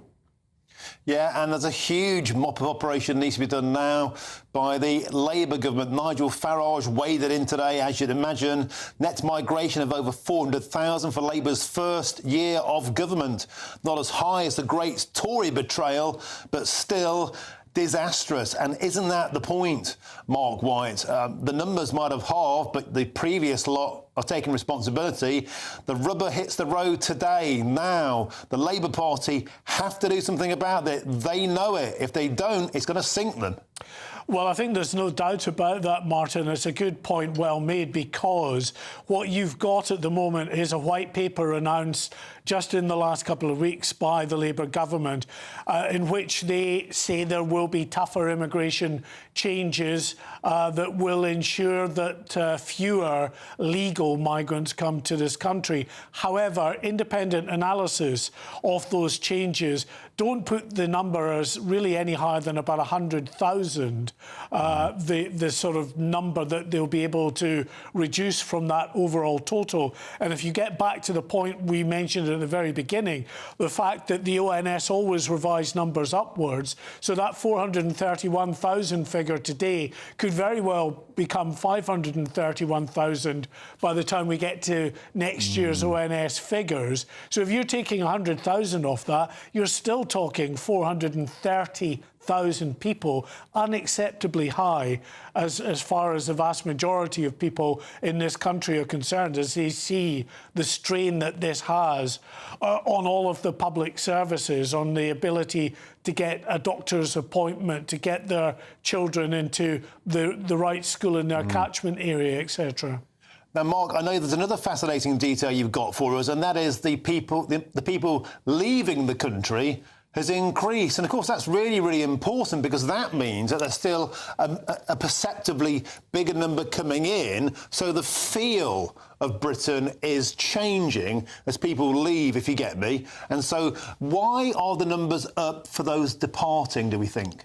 Yeah, they're up 11%, 517,000 people emigrated from the UK, left the UK. Now, a portion of those will be people that are just utterly fed up with life back here in the UK, and for whatever reason they want to go off and start a new life abroad. However, I think a significant proportion of that is probably down to the fact that post-pandemic we got a very significant surge in the number of foreign students coming across to study here once the restrictions were lifted again, and they've effectively reached the end of their 3 or 4 year course now, and many of them heading home again. So you're right. The fact that we are getting higher emigration levels is pulling that migration figure down. And next year, if we don't have as many people emigrating, then that is going to add to the upward pressure on migration again. Mark White, fantastic analysis. Thank you for making it clear, concise, easy to understand. You're really on the best in the business. Mark White on GB News. Thank you very, very much indeed. Now, loads more still to come between now and 5 o'clock, including should we chemically castrate sex offenders? Well, that's precisely what the Labour government seem to think. But here's the point. Might it be a way of getting sex offenders back into your community earlier? And is that a good idea? That's next. But first, here's your news headlines with Aaron Armstrong.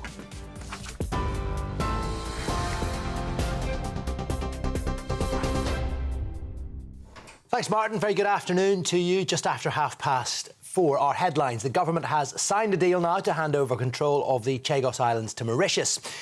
Under the terms of the deal, the UK will then lease back the military base on the island of Diego Garcia at a cost of £101 million per year. The US also uses that base and will contribute to some of the running costs.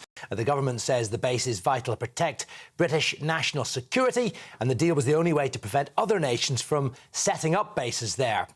Well, all of this was temporarily delayed by a last-minute injunction at the High Court that was discharged, though, allowing the government to go ahead and sign the deal. There were protests outside the High Court from those who wanted to block it.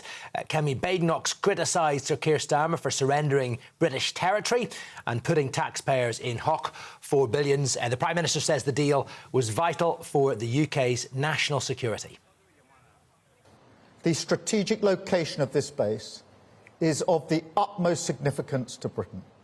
From deploying aircraft to defeat terrorists in Iraq and Afghanistan, to anticipating threats in the Red Sea and the Indo-Pacific, the base is right at the foundation of our security and safety at home. A national rollout across 20 prisons will pilot the chemical castration of sex offenders, with the government considering making it mandatory. The move is part of a major review. It's led by the former Justice Secretary David Gauke. It's aimed at cutting reoffending and also easing prison overcrowding. Some other proposals including scrapping short sentences and early release for some of the most violent offenders. The review says these changes could reduce the prison population by nearly 10,000 people. Teachers and doctors in England will get a 4% pay rise. That's above the current 3.5% inflation rate after the latest public sector review. Other NHS staff, including nurses and midwives, will get 3.6%. The armed forces are set for a 4.5% uplift. The BMA says the offer delays pay restoration even more and has warned of possible strikes.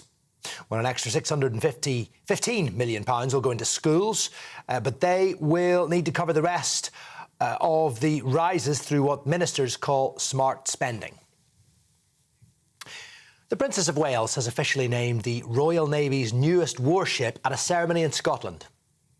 I have the pleasure to name this ship HMS Glasgow. May God bless her and all who sail on her. The Princess delivered the time-honoured words before pressing a button, which smashed a bottle of local scotch against the hull of HMS Glasgow.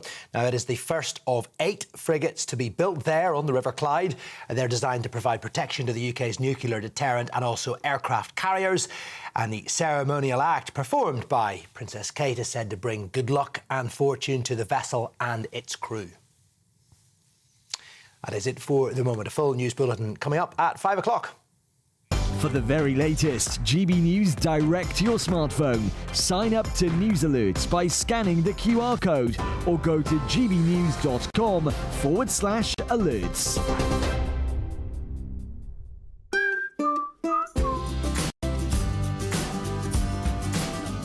My Claim Group sponsors the GB News Finance Report. Quick look at the markets. The pound will buy you $1.34 and 1.19 euros. Gold costs £2,453.88 per ounce. And the FTSE 100 is at 8,721 points. My Claim Group sponsors the GB News Finance Report. Hello again and welcome to the latest update from the Met Office for GB News. Sunshine returns to the north today, but with a much cooler feel. Cloudier skies tending to persist elsewhere as a cold front sinks south, and that may well provide a focus for 1 or 2 showers into the afternoon. There'll also be a few showers into the far northeast of Scotland, along with a brisk breeze. But that breeze will make it feel significantly cooler because this is a cold front that's sinking south with its cloud and 1 or 2 showers. It does fizzle away overnight and leaves behind a legacy of clear skies and a much colder air mass, and as a result, temperatures dropping fairly widely into the mid to low single figures, perhaps a touch of frost in places. So certainly a chilly start for most of us on Friday morning across parts of central Scotland, temperatures dipping below freezing. However, those temperatures quickly rise through the morning because of widespread sunny skies. Sunshine also for Northern Ireland. In fact, it's during the morning where we'll see the best of the sunshine here. England and Wales getting off to, again, a sunny start. Some patchy cloud towards the southwest, and also for parts of East Anglia, a brisk breeze here. But for many, it's light winds, and very quickly those temperatures rise through the morning. It's dry for the vast majority as well through the bulk of the day, I suspect, certainly across Britain. But for Northern Ireland, it turns cloudier, and there will be some rain edging into the far west by the end of the afternoon.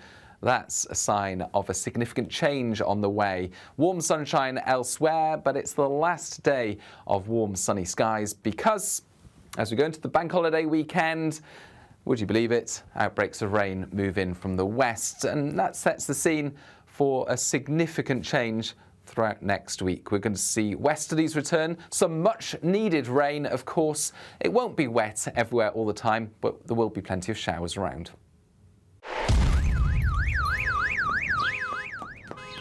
Crash Law 24 sponsors GB News Traffic and Travel Report. Good afternoon, this is the latest AI travel news from GBNews.com. The A90 is experiencing delays northbound between the Clean Hill and Mill Timber junctions due to a stationary vehicle. Motorists should proceed carefully and consider alternative routes. On the A494, a vehicle has broken down westbound between Queensferry and Eulo. Meanwhile, in Salford, a mishap on the M62 eastbound between junction 11 and 12 has resulted in one-lane closure. Traffic is expected to clear soon. In Kent, an accident on the M20 westbound between junction 4 and junction 2 has led to a single lane being shut. Drivers are urged to be cautious. For more travel news, go to gbnews.com. Crash Law 24 sponsors GB News Traffic and Travel Report.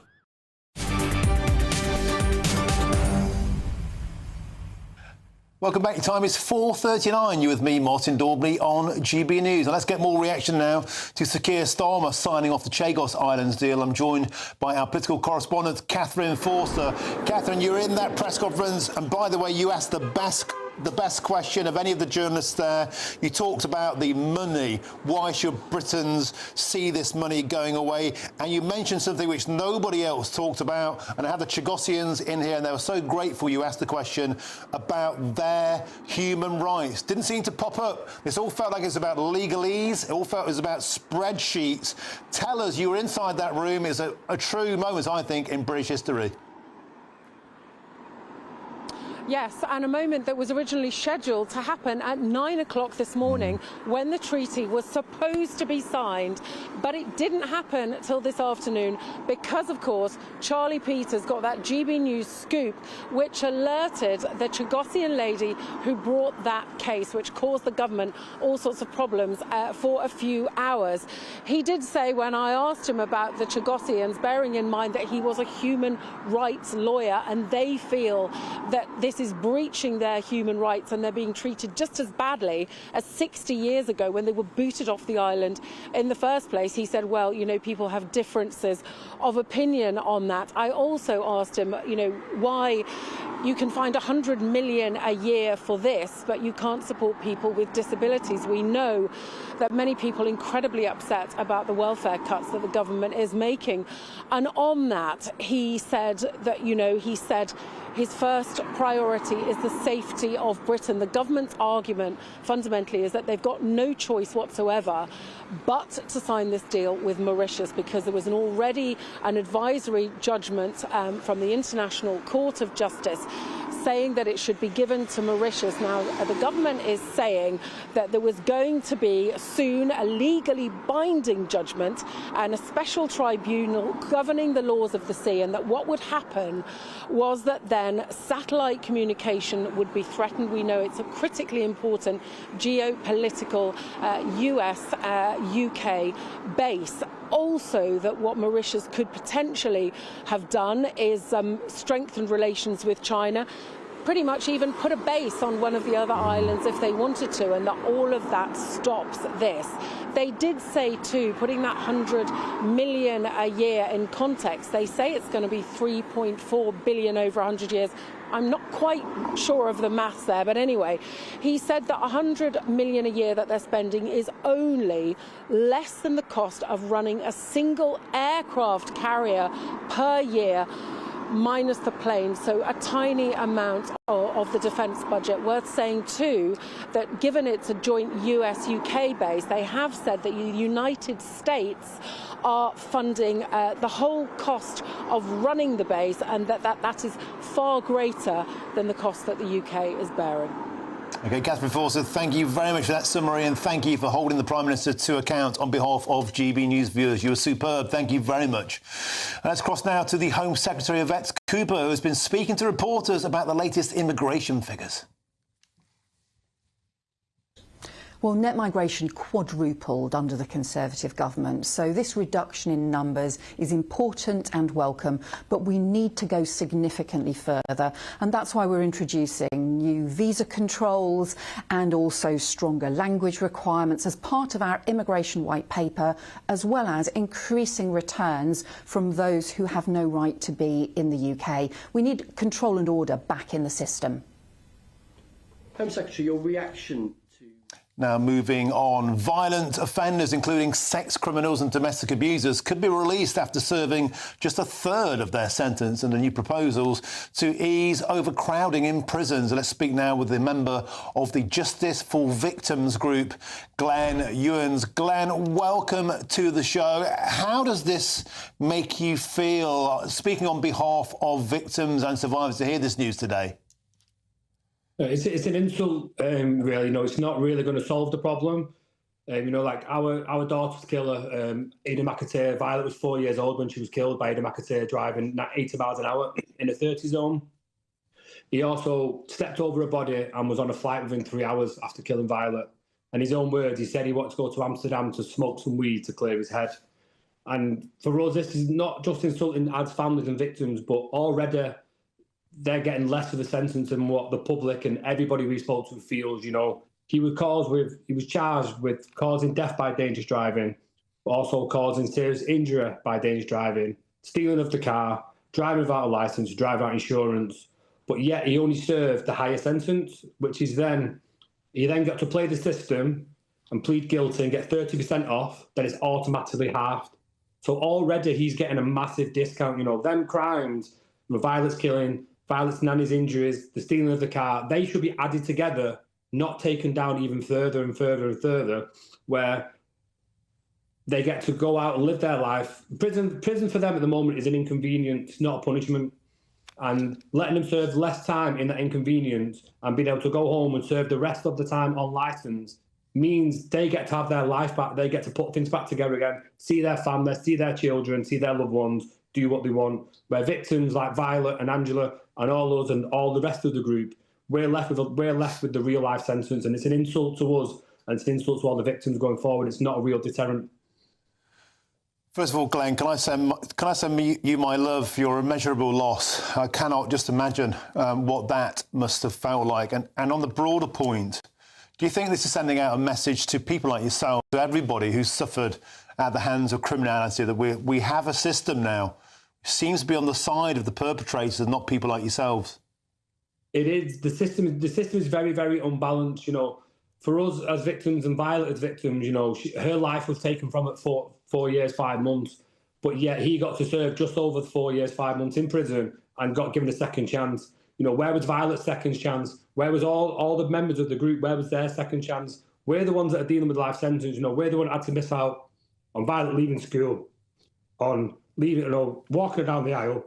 Becky had to do Violet's makeup nearly 4 weeks after she died, and that is what we have to live with. But yet, these so-called criminals get to restart and reset what they did, and it's unacceptable, and it's an insult to everybody.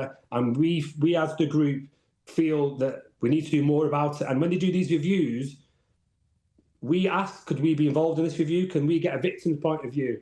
And yet they couldn't find the time to meet with us, but yet the PM has said he's going to meet with us, we're going to get a date together and do that and give voices back to the victims and try and put that balance back to where it should be, because at the moment it's so unbalanced and it feels like we're the ones that have done something wrong. We're the one with the life sentence and they're the ones with just an inconvenience of what is the so-called prison time.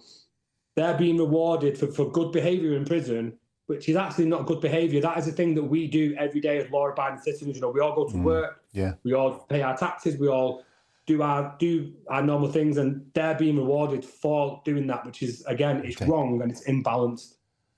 Glenn, can I thank you for coming on today? Can I once again say, I want to send you my love. I wish you luck. When you come down to see the Prime Minister, will you please come and see me? I'd love to buy you a pint. I'd love to shake your hand. I'd love to meet you. Would you please do that?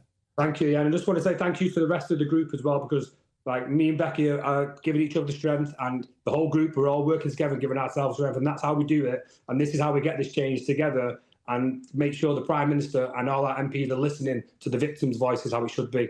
Well, thank you. Well, I hope they're listening today, Glenn. Thank you so much for coming on. Hope to see you soon, mate. Thank you very, very much. Well, what a day it's been. Now, coming up, the former Royal Marine he has completed the world's longest triathlon. He climbed Mount Everest. He's with me next. Join me, Nana Akwe, for an informative, interactive news programme with a difference. It's fun. No, he didn't say that, Dave.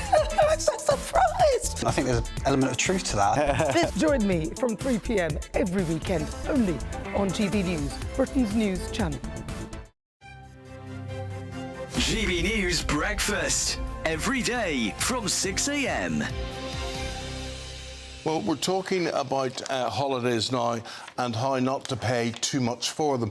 Because I think the thing is, a lot of people are saying, oh, we're going to go on holidays, and then they look and they say, really, can we afford it? Yeah. And if people pushed the boat out last year, they may be finding that this year they just can't do it because it definitely is more expensive. Hayley Sparks joins us in the studio now to tell us the tricks of the trade. And you feel, Hayley, that all is not lost. You think if you shop around, you apply a few tricks, you can do OK for yourself? Yeah, definitely love to share some of my tips with the viewers because everybody deserves a holiday, but with the cost of living, we want to kind of see where we can save money. So one of my biggest tips would be to use a travel consultant.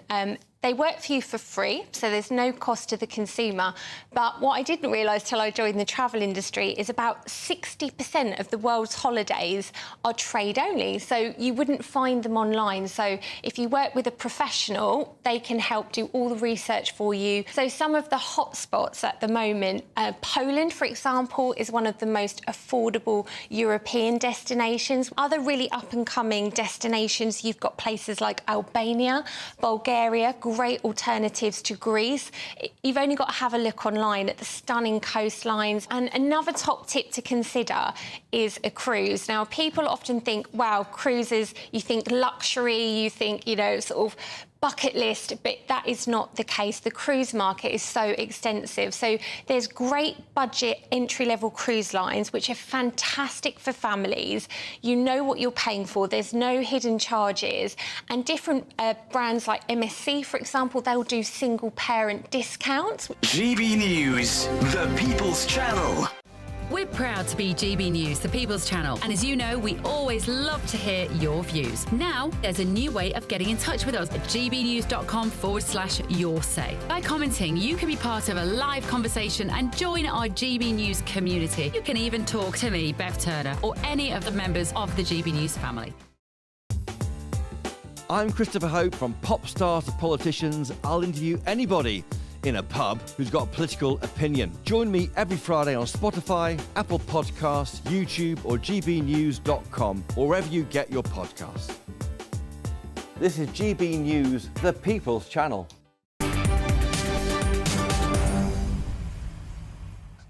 What a wonderful story next. A former Royal Marine has climbed to the summit of Mount Everest to complete the world's longest triathlon.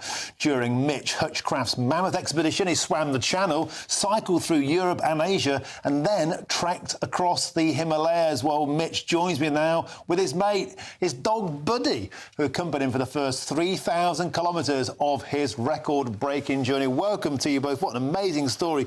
Mitch, what inspired you to go on such a mammoth task?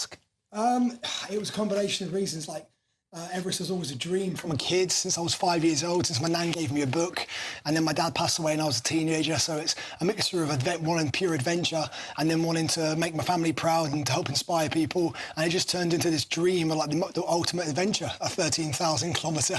And you said you wanted to make your dad happy. You lost your dad 11 years ago, and you said it was more magical than you could ever have dreamed it would be, and I bet he was with you at that summit. Yeah, I felt him the whole way. When the sun came up and you could see the entire world below you, I mean, yeah, it was worth every moment. I felt him with me from day one. It's an astonishing story, and tell us about this wonderful dog. What's Buddy's story? So, I mean, he was always we got him a few years ago for a family tragedy, and I bought a present for my mum, a golden retriever puppy, and he's been part of it ever since. He's been my best friend, so I thought, I'm not going to do this without him. So the first 3,000k of the 13,000k, after swimming the Channel from Calais to Budapest, he was in a doggy trailer getting towed across Europe. So for the first 5 countries, he's joined me, but not after that because it got a bit too dangerous. Did you tow him yourself with the extra weight? Yeah. I mean, My God, about 50k of every day, he was in the doggy trailer and having a little walk next to me. Yeah, through Germany, Austria, through Belgium, Yeah, he had it's an astonishing story. You've raised a whole bunch of money, but what's the serious message behind it? Because you've been through adversity, you've overcome it, you've now had this incredible achievement, you and Buddy. What's your message? The main message is, you know, you don't have to be from the beginning. It's all about spreading basically positivity. You don't have to be superhuman or a super athlete to achieve your wildest dreams. I'm a very bad cyclist. I'm a very bad runner. I've had 2 knee surgeries. It's 99% mindset, and a small change in mindset, and you can achieve your wildest dreams. The only person that knows the definition of possible is looking in the mirror. So that's kind of the message. And no matter how small it is, just to get out there and whatever you want to do, just do it. Life's too short. It's an inspiring story, and I bet your dad would be so proud of you, mate. Thank you so much. Yeah, thank you so much. It's been, crazy. I can't believe I'm back home. You left Britain last summer, you said. It's taken you a year. 15th of September, yeah. So it was 237 days to the summit of Mount Everest. Yeah, I never expected to be doing the longest climb in history. I'm going to shake your hand. Oh, thank you. Can I shake Buddy's paw? You can. He won't go for me. Buddy, Here paw. you go, mate. Paw. There you go. Look at that. Shaking the dog's paw. What a wonderful, wonderful dog. What a wonderful, wonderful story. Hey, you honestly, mate, so amazing. Thanks to you both. Thanks wonderful again. stuff. Thanks again. How do you top that? I'll try in the next hour. Loads more on the Chagos Islands. You're with me, Martin Daubney on GB News. Here's your weather.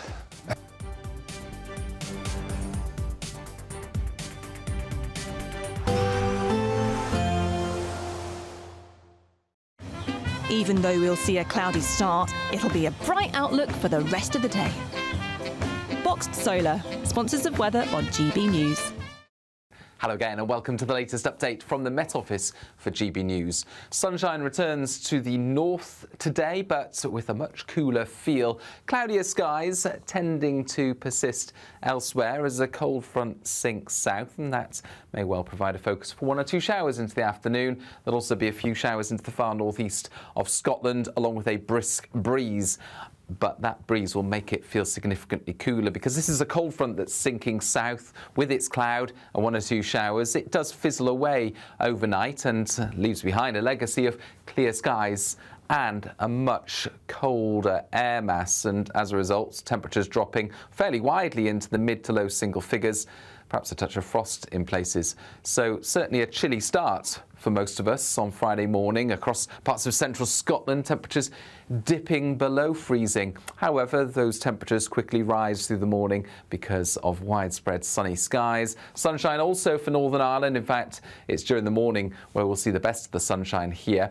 England and Wales getting off to, again, a sunny start. Some patchy cloud towards the southwest, and also for parts of East Anglia, a brisk breeze here. But for many, it's light winds, and very quickly those temperatures rise through the morning. It's dry for the vast majority as well through the bulk of the day, I suspect, certainly across Britain. But for Northern Ireland, it turns cloudier, and there will be some rain edging into the far west by the end of the afternoon.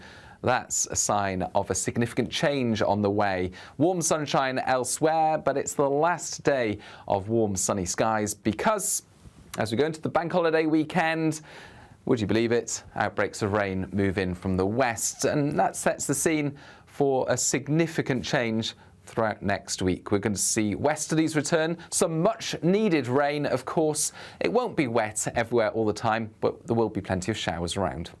Expect a warm front, moving from the kitchen right through to the rest of the house.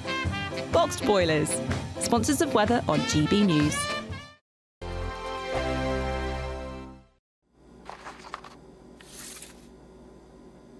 Crash Law 24 sponsors GB News Traffic and Travel Report. Good afternoon. This is the latest AI travel news from GBNews.com. Today, disruptions include a vehicle breakdown on the A494 westbound from Queensferry to Eulo. In Salford, congestion on the M62 eastbound between junction 11 and 12 due to an incident, with normal conditions expected around 7:15 this evening. In Rotherham, the M18 northbound delays between the M1 and junction 1 due to a crash, with 10-minute delays clearing by 6:15. Wiltshire lane restrictions on A303 westbound between A360 and A36 due to a crash, expected to clear by 7. For more travel news, go to gbnews.com. Crash Law 24 sponsors GB News Traffic and Travel Report.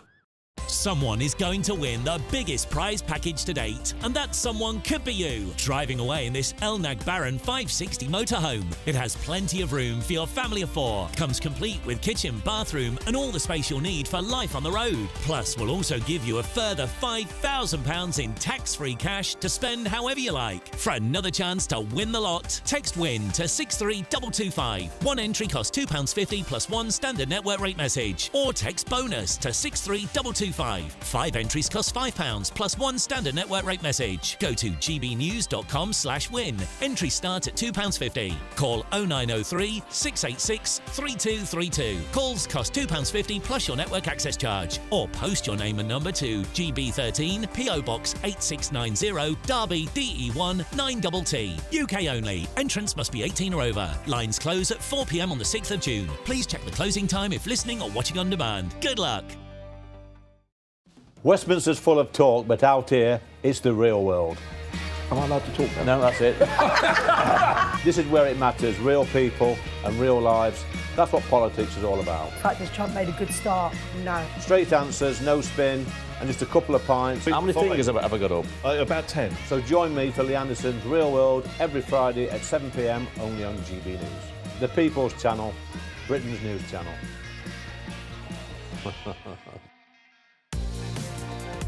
Mornings don't have to be tiresome, especially if you have the right company.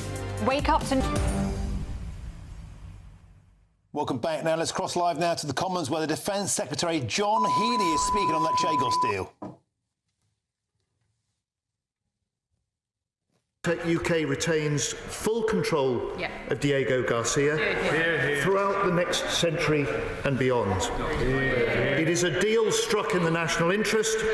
It is a deal that makes Britons today and generations to come safer and more secure. Mr. Speaker, the importance of Diego Garcia cannot be overstated. Some of the operations on our joint UK-US base are in the public domain. Most, by necessity, are not. But all the work conducted from Diego Garcia plays a crucial role in protecting our nation, our armed forces and our trade routes. Mr. Speaker, Diego Garcia is unique. We do things there that we simply could not do anywhere else. Its airfield allows for strike operations and rapid deployments to the Middle East, to East Africa, to South Asia. Its deep water port supports missions from nuclear-powered submarines to our carrier strike group. It hosts surveillance stations which disrupt terrorist attacks, protect satellites and provide global intelligence capabilities. And it projects UK-US military power into the Indo-Pacific to reinforce regional stability and security. Mr. Speaker, America is our closest security ally, and continued use of this base is fundamental to maintaining the special strength of that relationship. In fact, Diego Garcia is our nation's most significant contribution to the UK-US security partnership that has kept us safe for nearly 80 years. As I've said, this is a joint military base, and almost every operation conducted from it is done in partnership with the US. This is why the treaty has the full-throated support of the US. Secretary of State Rubio has said this afternoon, this agreement, I quote, secures the long-term, stable and effective operation of the joint US-UK military facility at Diego Garcia, which is critical to regional and global security. President Trump himself has described this as very long-term and very strong. Mr. Speaker, Diego Garcia also strengthens Britain's economic security. Over 1/3 of the world's bulk cargo traffic, 2/3 of global oil shipments are transported through the Indian Ocean. Our constant presence in these waters serves to safeguard trade routes, keeping the price of food and energy for Britons down here at home. Diego Garcia is also the permanent location of critical comprehensive nuclear test ban treaty monitoring equipment, a network that watches every moment of every day for evidence of nuclear testing to hold nuclear and would-be nuclear powers to account. Diego Garcia is one of just 4 locations in the world to operate ground station antennae for the global positioning system, which everyone from astronauts to motorists to our military rely on to navigate. Mr. Speaker, quite simply, the loss of Diego Garcia military base would now be unthinkable. And yet without action, without this deal, within weeks we could face losing legal rulings, and within just a few years the base would become inoperable. Some have suggested simply ignoring international legal decisions, but this is not just about international law. This is about the direct impact of law on our ability to control and operate this base. Rulings against us would mean that we could not prevent hostile nations setting up installations around Diego Garcia on the outer islands or carrying out joint exercises near the base. No deal means we could not guarantee the safe berth of our subs, patrol the waters around the base, control the airspace directly above, or protect the integrity of the communications systems. Such developments would deeply damage the security interests of the UK and of our allies. It would be a dereliction of the first duty of government. Agreeing this treaty now on our terms means the UK retains full control over Diego Garcia now and for the next century. We've laid before the House the full treaty and the associated costings. The Conservative front bench will see how we have toughened the terms of the deal they were doing. So it does now guarantee the UK's national interest and national security. At a cost of less than 0.2% of the annual defence budget, we've secured unrestricted access to and use of the base, as well as control over movement of all persons and all goods on the base, and control over all communication and electronic systems. Nothing can be built within a 24 nautical mile buffer zone without our say-so, and we've secured an effective veto on all developments in the Chagos archipelago, and a strict ban will be imposed on foreign security forces operating on the outer islands. All provisions that were not there in the draft agreement that had been negotiated by the party opposite before the election. Mr. Speaker, I just say to the parties opposite, anyone who would abandon this deal would abandon the base. They would weaken the security of the British people, and they would weaken the strength of the British Armed Forces.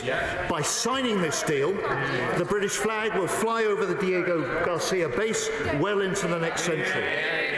By signing this deal, the relationship with our closest security ally will be strengthened. By signing this deal, our capacity to deter our adversaries and defend UK interests is secured for generations to come. And as the world becomes more dangerous, Diego Garcia becomes more important. And this government will never compromise on our national security. With this deal, we've made Britain more secure at home and stronger abroad. Shadow Secretary of State James Cockledge. Thank you, Mr. Speaker, and I am grateful to the Secretary of State for advance side of his statement. But before I go into the detail, there are 2 important points I wish to place on record. First, it was beneath contempt for the Prime Minister in his press conference to state that those who oppose this deal are on the side of Russia and China. I am intensely proud of the role this party has played in supporting Ukraine. I've worn this badge every day, Mr. Speaker. I and many of my colleagues have been sanctioned by Russia and China and passionately believe we must stand up to them. Indeed, that is one of the reasons we oppose this deal. Let's not forget, only last week, Mauritius agreed to deepen maritime cooperation with Russia, and China said this week that it wanted to deepen its strategic partnership with Mauritius and that the country was well placed replaced with strategic advantages. Mr. Speaker, this is a democracy. If we as elected parliamentarians choose to take a different view on this issue and vote against the deal, that does not make us pro-Russian or pro-Chinese. Voting against this deal does not make us traitors to this country. It makes us patriots. Secondly, the Secretary of State and his defence ministers have said 26 times on the floor of this House that the urgently needed strategic defence review would be delivered by the spring. But he's broken that promise. Here we are, literally the last sitting moment of the spring this year, and instead of the SDR, he's come to the House to announce a total abject surrender of our territory and a fundamental betrayal of the UK's national interest. Mr. Speaker, the government are not surrendering British sovereign territory because of military defeat, nor because of a binding legal verdict, but willfully due to a total failure to take a stand and fight for Britain's interests on the world stage. A complete and utter negotiating failure. Yes, it's true we held talks with the Mauritians in government, but we never signed a deal. Why? Because we fundamentally oppose the idea of spending billions on a surrender tax to lease back land that we currently own freehold. And it is billions. Can the Secretary of State confirm that this deal will cost £1 billion over the next 5 years? When the Prime Minister gave a statement to this House about defence spending recently, he used the cash figure to state how much spending would rise. Can the Secretary of State confirm that on the same basis, this deal will cost UK taxpayers over £10 billion? Can the Secretary of State particularly confirm definitively how much of that cost will come from the MOD budget?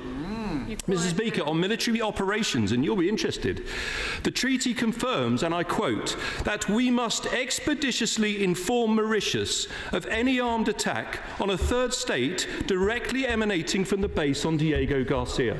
Straight to China. Can he confirm that that means we would need to tell Mauritius if the base were to be used to launch strikes against Iran or their proxies?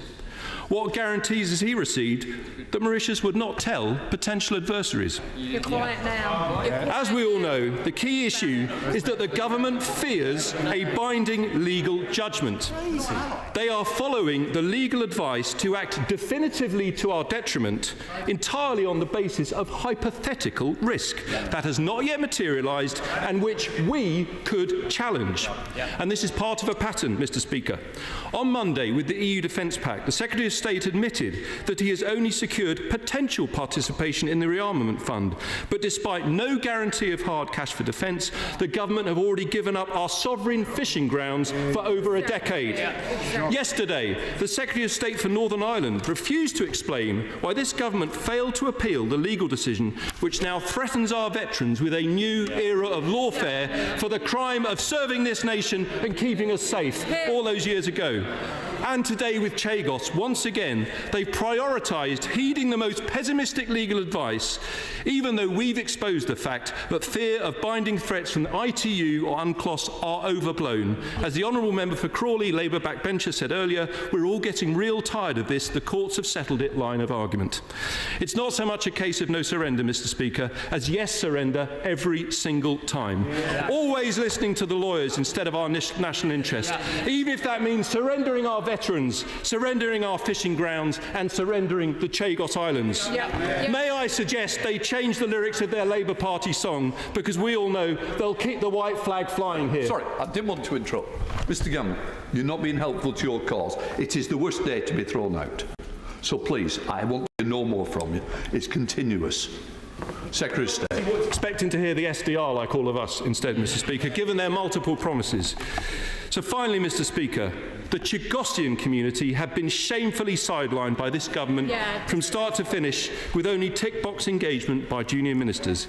Isn't it the case that the treaty offers no protection for the Chagosians whatsoever? Nothing. Mr. Speaker, when Labour negotiates, Britain loses. The government should not be surrendering strategically vital sovereign territory, especially when we face such threats, and they certainly shouldn't be paying billions for the privilege. we would abandon this deal. We would never abandon the Chagos Islands. This is a bad deal for Britain, and we will do everything possible to oppose it. Secretary of State for Defence. Mr. Speaker, I regret the tone that the honourable gentleman has struck this afternoon. The Prime Minister was making a simple point. He was making a simple point that if the base goes, the countries that benefit, the countries that want to see the base go and the deal fail are China, are Russia, and Iran. And quite simply, he was asking, whose side of the argument are you on? Now you've answered. Frankly, if you don't back the deal, you don't back the date, you don't back the base. I'll decide what's shameful and what's not. I'm going to say now once and for all, Mr. Cartledge, you've been pushing and pushing for quite a while. Motions are running high, but I don't want a continuous barracking at that level of noise coming from you. You should be setting a very good example of the Shadow Secretary of State. Keeping calm, being effective, not bawling. Secretary of State. Thank you, Mr. Speaker. Quite simply, if you don't back the deal, you can't back the base. There is no viable alternative option than this deal. The senior military figure that was part of the treaty signing this afternoon, General Jim Hockenhull, confirmed that publicly. The Honourable Gentleman knows this. He was a Defence Minister until the last election. He knows that was the advice that he and his previous government were given. And, Mr. Speaker, look, even the spokesperson for his leader admitted in February that a deal is needed. Reported in Playbook, said a spokesperson for Badenoch insisted she understands negotiations over the islands are needed due to the international legal position. That is the job that we have done. Look, they conceded the principle that negotiation was necessary. They conceded the principle that a deal was required to safeguard the long-term protection and control of this base. They conducted 11 rounds of negotiation before the last election. They failed. It talks about part of a pattern. They failed to deliver a trade deal with India. We did it. They failed to deliver a trade deal with the US. We did it. They failed to safeguard Diego Garcia, and we have done it. We picked up those negotiations, we strengthened the defence protections for the UK, and we did the deal today. Mr. Speaker, he asked me about the money, quite simply, and once again, he wasn't just a defence minister, he was a Treasury minister before the last election, Exchequer Secretary. In fact, when the negotiations first kicked off, he knows that the government actuary tells us that the full accounting cost of this deal over the full 99 years is £3.4 billion. That's the figure reported and laid before the House today. He will know that there is a long-established method used under our government, his government and the previous government for accounting for long-term projects.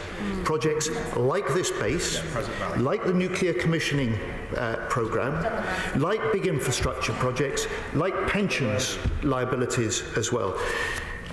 The fact for me, as Defence Secretary, is that the cost of this deal is less than 0.2% of the annual defence budget.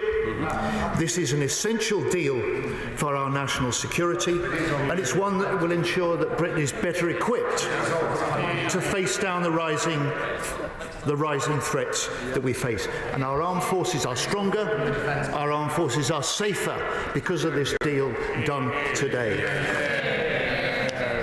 Mr. Speaker, he asked me about the Chagosians. I just would say to him, we've been concerned since we were elected just 10 months ago to restore good communication, better relations with the wide range of Chagosian groups. My honourable friend, the Foreign Minister, has met them regularly. My right honourable friend and the Foreign Minister met them this morning.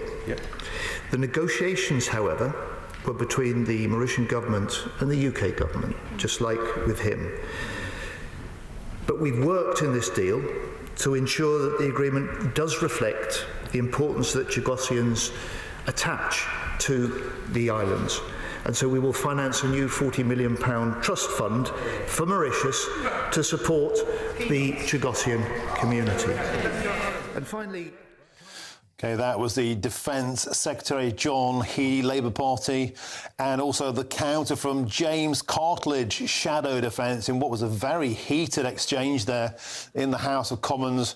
The first reaction in chamber to this historic signing of the Chagos deal today. John Healey, as you'd imagine, very much sticking to his guns. The basic premise was this would have been challenged legally in the international courts anyway, and we would have lost, so it made sense to do it now. James Cartledge hit back on a line that I've been hitting back on since the moment it was ushered by the Prime Minister, and he said it was beneath contempt that the Prime Minister said that the opponents of this deal were on the same side of Russia and China. Of course, Keir Starmer said the leader of the opposition and Nigel Farage on the same side as ayatollahs and dictators. Incredible drama there in the Commons. Let's get some reaction back now in the studio. I'm joined by GBNews' political editor Christopher Hope and the former Labour MP, great buddy, Stephen Pound. Gentlemen, welcome to you both. Chris, it's been an astonishing day in politics, historic, totemic, and it goes on. You've been in lobby getting some more reaction to this, and you said it was an incredibly long and vigorous session. I think no one quite understood what this deal's about. Is it costing $3.4 billion, which the government says, or $30 billion? As some other people have been saying on Twitter, they've added up. The one is the cash value, which is apparently $30 billion if you take in 2% of inflation over 100 years. The net present value, the government accounting for it, is $3.4 billion. So is it 10 times the value, or actually that value? It was a very, I would say, a difficult defence for the government. They tried to... we're giving £40 million a year, I think, for some years, in development aid to Mauritius, as well as handing it over. The government says there is a model for this. There's the French and the US have a deal with a base in Djibouti, and it's leased back. So there's this idea of leasing back sovereign territory is done elsewhere in the world, but I think it's a very hard sell on the doorstep. Catherine Forster's question for GB News to the Prime Minister exactly nailed it. What on earth? How do you explain this to the average GB News viewer in Wigan? Why are we giving £100 million a year to this country, giving away territory? On top of that, there's other money going into their pockets, into the Mauritius pockets for development aid. And Chris Hope, your question in lobby, you told me, I think, well, it's a question. In the eyes. We don't say who asked questions in lobby, but there was a question asked by someone. OK, somebody asked a question in lobby. Chris? I said, it was asked, is this the worst deal in history? The government said no. They said that it's an important deal to secure the long-term security of our base and also that keeping Britain safe, and it's not something the PM will compromise on. I think there's a long way to go before the country understands why this deal is worth doing, despite, and adding to that, we can't afford so much spending on other public services, not least let's look at the pensioners and keeping them warm. Stephen Pound, bring you in now, former Labour man yourself, and of course former Forces man yourself. Is this the worst deal in history? The Chagosians certainly think so. A lot of people certainly think so. What's your take? Well, look, let's get a couple of things absolutely clear about this. 1965, this country forcibly removed the Chagosians from the archipelago. Labour government, Steve. A Labour government under Harold Wilson, about half an hour into that, and we forcibly removed them. We have an absolute moral duty to actually address the issue of the Chagosians. And I think fair play to GB News. You're one of the very few news outlets that have actually interviewed the Chagosians and had their voice heard. And I think that's one thing that's been missing from this debate. Yeah. We've talked about international security, we've talked about money, and I think it's pretty worrying, really, when it has to come down to pounds, shillings and pence when we're talking about national security. In the Indo-Pacific, which is absolutely the crucible of the modern war, where you see China is actually expanding all the time, and quite frankly, the voice of the Chagosians has to be heard. Well, I'm glad you mentioned that, because what a neat segue that is, because earlier on in the programme, in that precise seat where you are, Stephen Pound, I was joined by the Chagosian leader of the Friends of the British Overseas Territories, Vanessa Kalu, and her brother, Misley Mandarin. It was an astonishing, heartbreaking interview. He told me his reaction. Let's take a look.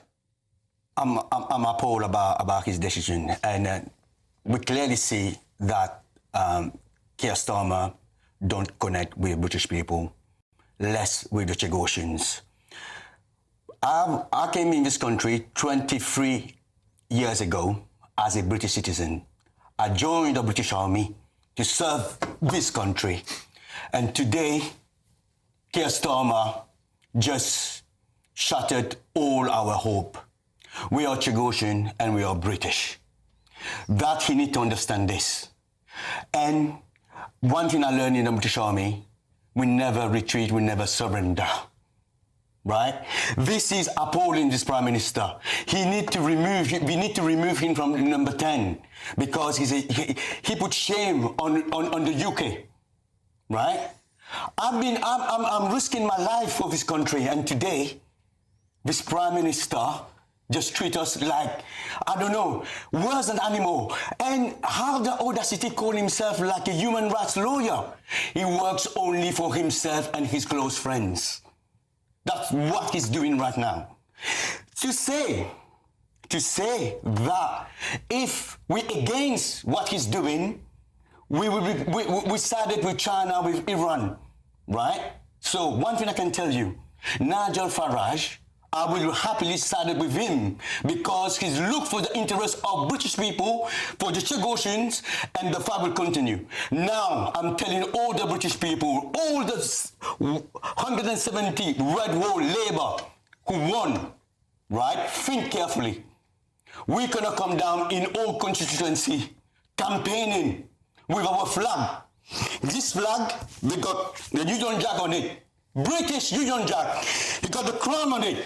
And this man just sell us like that. And sell all the United Kingdom like that. That's what he's doing right now. I implode all the UK, the British people, please, right? We lost our country. Our country being used for your defense. For your defense, sir, for your defense. And your Prime Minister, and even my Prime Minister as well, I'm ashamed of it. Treat us like that. He need to do a U-turn quick as possible. We will never, never, never let this happen. I'd rather die. I just say it, I'd rather die than see my country go to Mauritius. It was genuinely incredible moment. I was utterly blown away by Misley Mandarin. What an astonishing human being. What a man. What passion. And he clearly loves Britain. Clearly feels aggrieved. He fought for this country under our flag as a proud member of the sovereign British territories. Stephen Pound, we watched that together there. You were nodding on. You look emotional too. Look, you fought for the flag. You've been the same size as this fella. Today he feels abandoned by this country. Well, I mean, obviously your heart goes out, and I have to say your reaction was extraordinary. I mean, the humanity that you showed there, as well as listening to Misley Mandarin. But look, let's ask ourselves the question: what do the Chagosians actually want? I mean, every other PMQs during my time in Parliament, we had Tam Dalyell attack the Prime Minister, say, "What are we doing about Chagosians?" At that time, the argument was quite simple: they all return home because, you know, the idea is that we abandon the base and they take back. I think we cannot abandon the base now. It is too crucial. So the idea, what is the compromise which actually satisfies the demands and needs and the justice for the Chagosians and preserves that crucial Indo-Pacific base? Now, as you know, Diego Garcia is only one of the islands, on the Chagos archipelago. So do the Chagosians want to go back to the other islands? I'd much rather give them the money than Mauritius, which, quite frankly, you know, doesn't have the best record when it comes to corruption. I'd rather give them the money. But the trouble is, I mean, you are one of the few people, Andrew, Martin, who actually managed to speak to the Chagosians, but even then, there are three different voices. There are some that want to stay here, there's some actually who want to go to Mauritius, and there's some who want to go back to DG or to the Chagos. So how do we move that forward? It's very hard. They're mainly living in Crawley, aren't they? Near Gatwick. They simply got off the plane and stayed where they were locally. The government says they need to. This is important to ensure we have this 100 years of protection for our security. They say they have operations launched in historically Iraq, Afghanistan, the Red Sea, and elsewhere. Naval satellite work. The electromagnetic mast there is really important to preserve our security. It's one of only 4 ground stations in the world. Yes, but the But the wider question is, where does it leave other overseas territories, Martin and Steve? The Falklands, Gibraltar. Now, the position there is the people living there want to remain British. There have been doing referendums there in recent years, of course. But will Argentina, will Spain be emboldened by this? No, you're exactly right, and you know that is a question that will be asked, I'm sure, by many, many people. If you're the chainsaw-wielding president of Argentina, now you're licking your lips at this. If you're the king of Spain, if you're the president of Spain, you're going to be thinking, wow, I'll have a bit of that. What could be next? Well, let's go now to our political correspondent, Catherine Forster, who was with the Prime Minister earlier on. Let's speak to her now. Catherine, I just want to repeat again for the benefit of viewers who didn't see your question. You asked the best question of the Prime Minister by a country mile today. You asked him about two vital things. Why can we find endless millions and billions of pounds for Mauritius when we don't seem to be able to find money for things like British pensioners? And secondly, what about the human rights of the Chagosians, which seems to have been completely removed from this entire conversation? Yes, well, I spent the morning and lunchtime at the High Court hearing that case brought by that Chagosian lady. She'd lodged it a couple of months ago with the help of legal aid. Then that had run out, which is why it had gone to the wire overnight when they got wind of the news that the government was going to sign the treaty. Today, they are incredibly upset. And then I came here to this military base in northwest London where the Prime Minister and the Defence Secretary held a press conference. Let's just have a look at what I asked the Prime Minister and a bit of his response. To people who can't understand why you can find 100 million a year, billions over 99 years, but you can't find money to support people with disabilities. And you were a human rights lawyer. You're having to make this deal because of an international legal ruling. But the Chagosians that brought that case last night, that got that temporary injunction, feel that it breaches their human rights and they're being treated just as shoddily as when the government booted them out of the Chagos Islands back in the 60s. There are different views amongst the community, but there was a legal challenge and that argument had to be made. And in a way, I'm glad it's made because now it has been aired, now it has been heard, now it has been argued in court. But what happened at 12:30 today is we got the judgment of the High Court, having heard the arguments, and that judgment was in favour of the government. So different views. That was how the Prime Minister sort of summed up the case with the Chagosians. I think they would sum it up rather differently. But on the money, he didn't ask the disability question specifically, but he did fundamentally stress that he says that the government has got no choice because of this international advisory ruling, which they say is going to become a binding judgment. They say that the base would ultimately have become inoperable and that things like satellite communications ultimately wouldn't have been able to be used. I think it is interesting, though, that since that press conference, the former Defence Secretary Grant Shapps has said, well, I was given all sorts of similar briefings and it seems like he didn't pay too much attention and fundamentally nothing happened. On the money, £100 million a year, average over 100 years. Now, the Prime Minister was keen to stress, he said that's exactly less right than the cost of running a single aircraft carrier per year, minus the planes. That's only 0.2% of the defence budget, so a drop in the ocean, effectively. Worth saying, too, that it's a joint US-UK base. We were told that the United States will be picking up the cost. They will pay the total running costs of operating the base, which the government says are going to be far greater than the costs that we are paying, but an incredibly contentious decision nevertheless. Catherine Forster, thank you for holding power to account on behalf of the GB News viewers. Excellent shift today. Thank you. Now, we'll have plenty more analysis of this and also an exclusive sit-down with David Gorg. Of course, who was a former Justice Secretary for the Conservatives, now advising the Labour Party on their law and order review. Chris Hope sat down with him earlier on today. We'll have more on that in a moment, but there's plenty more to come throughout the rest of the show. But if you're travelling home from work or from school, firstly, stay safe. And now here is your traffic and your travel update. Stick with us.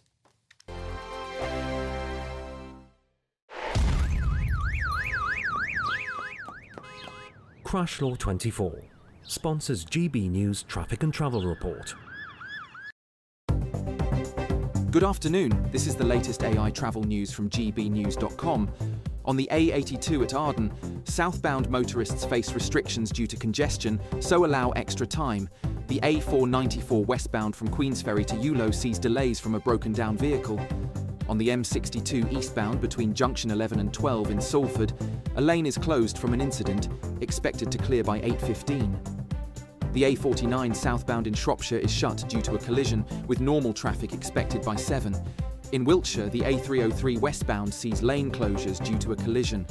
Oxfordshire's A34 northbound faces delays due to an accident. For more travel news, go to gbnews.com. Crash Law 24 sponsors GB News Traffic and Travel Report.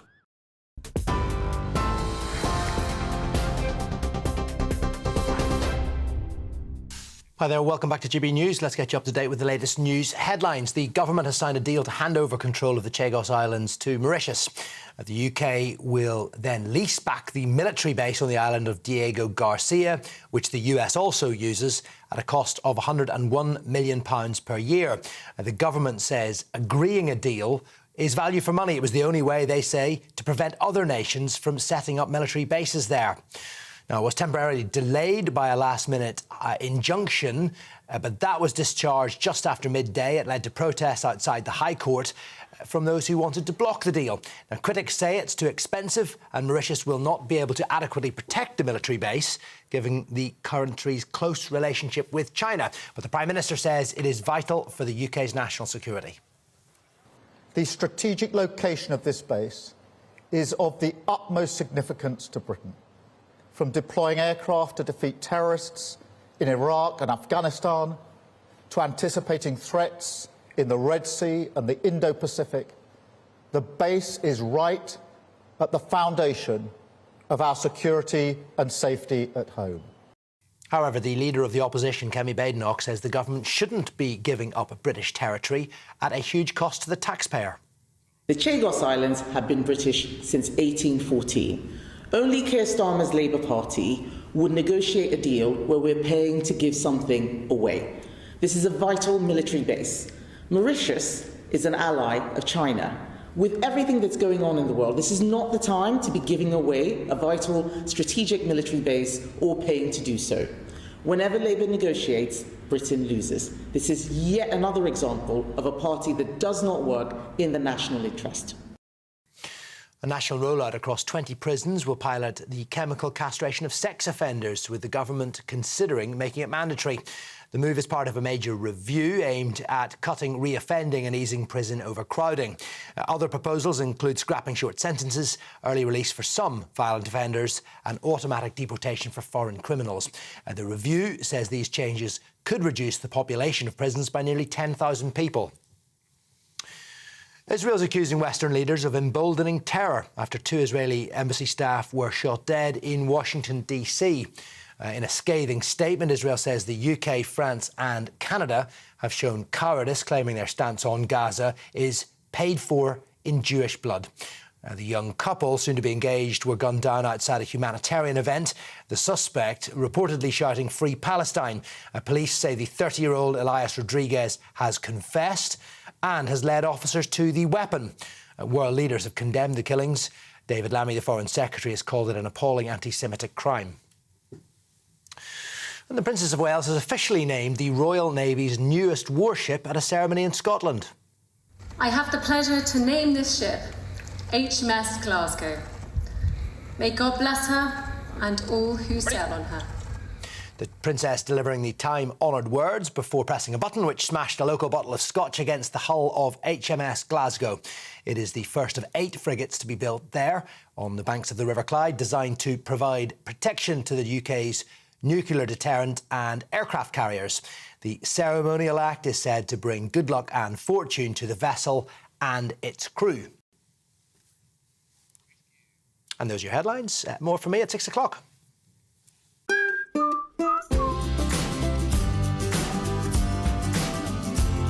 Done. My Claim Group sponsors the GB News Finance Report.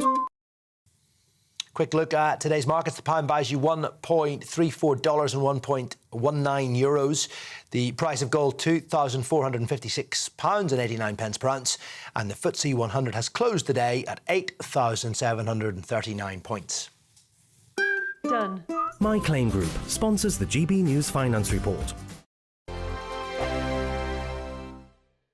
Hello again and welcome to the latest update from the Met Office for GB News. Sunshine returns to the north today, but with a much cooler feel. Cloudier skies tending to persist elsewhere as a cold front sinks south, and that may well provide a focus for 1 or 2 showers into the afternoon. There'll also be a few showers into the far northeast of Scotland, along with a brisk breeze. But that breeze will make it feel significantly cooler because this is a cold front that's sinking south with its cloud and 1 or 2 showers. It does fizzle away overnight and leaves behind a legacy of clear skies and a much colder air mass, and as a result, temperatures dropping fairly widely into the mid to low single figures, perhaps a touch of frost in places. So certainly a chilly start for most of us on Friday morning across parts of central Scotland, temperatures dipping below freezing. However, those temperatures quickly rise through the morning because of widespread sunny skies. Sunshine also for Northern Ireland. In fact, it's during the morning where we'll see the best of the sunshine here. England and Wales getting off to, again, a sunny start. Some patchy cloud towards the southwest, and also for parts of East Anglia, a brisk breeze here. But for many, it's light winds, and very quickly those temperatures rise through the morning. It's dry for the vast majority as well through the bulk of the day, I suspect, certainly across Britain. But for Northern Ireland, it turns cloudier, and there will be some rain edging into the far west by the end of the afternoon. That's a sign of a significant change on the way. Warm sunshine elsewhere, but it's the last day of warm sunny skies because as we go into the bank holiday weekend, would you believe it, outbreaks of rain move in from the west, and that sets the scene for a significant change throughout next week. We're going to see westerlies return, some much needed rain, of course. It won't be wet everywhere all the time, but there will be plenty of showers around. Westminster's full of talk, but out here, it's the real world. Am I allowed to talk now? No, that's it. This is where it matters, real people and real lives. That's what politics is all about. The fact has Trump made a good start? No. Straight answers, no spin, and just a couple of pints. How many fingers have I got up? About 10. So join me for Lee Anderson's Real World every Friday at 7 p.m. only on GB News. The People's Channel, Britain's news channel. It's Patrick Christie's Tonight, and here we do things differently. It's explaining the absolute madness of this, doesn't it? It's explosive. I mean, this is very good. It's lively. 850. Your government sat there, Sean, and it did nothing. It's controversial. And the Middle East has been in turmoil since before I was born. It's everything you need to kickstart your evening. Everyone's had their Weetabix tonight. I love to see it. That's Patrick Christie's Tonight, weeknights from 9 p.m. Only on GB News, the People's Channel, Britain's news channel.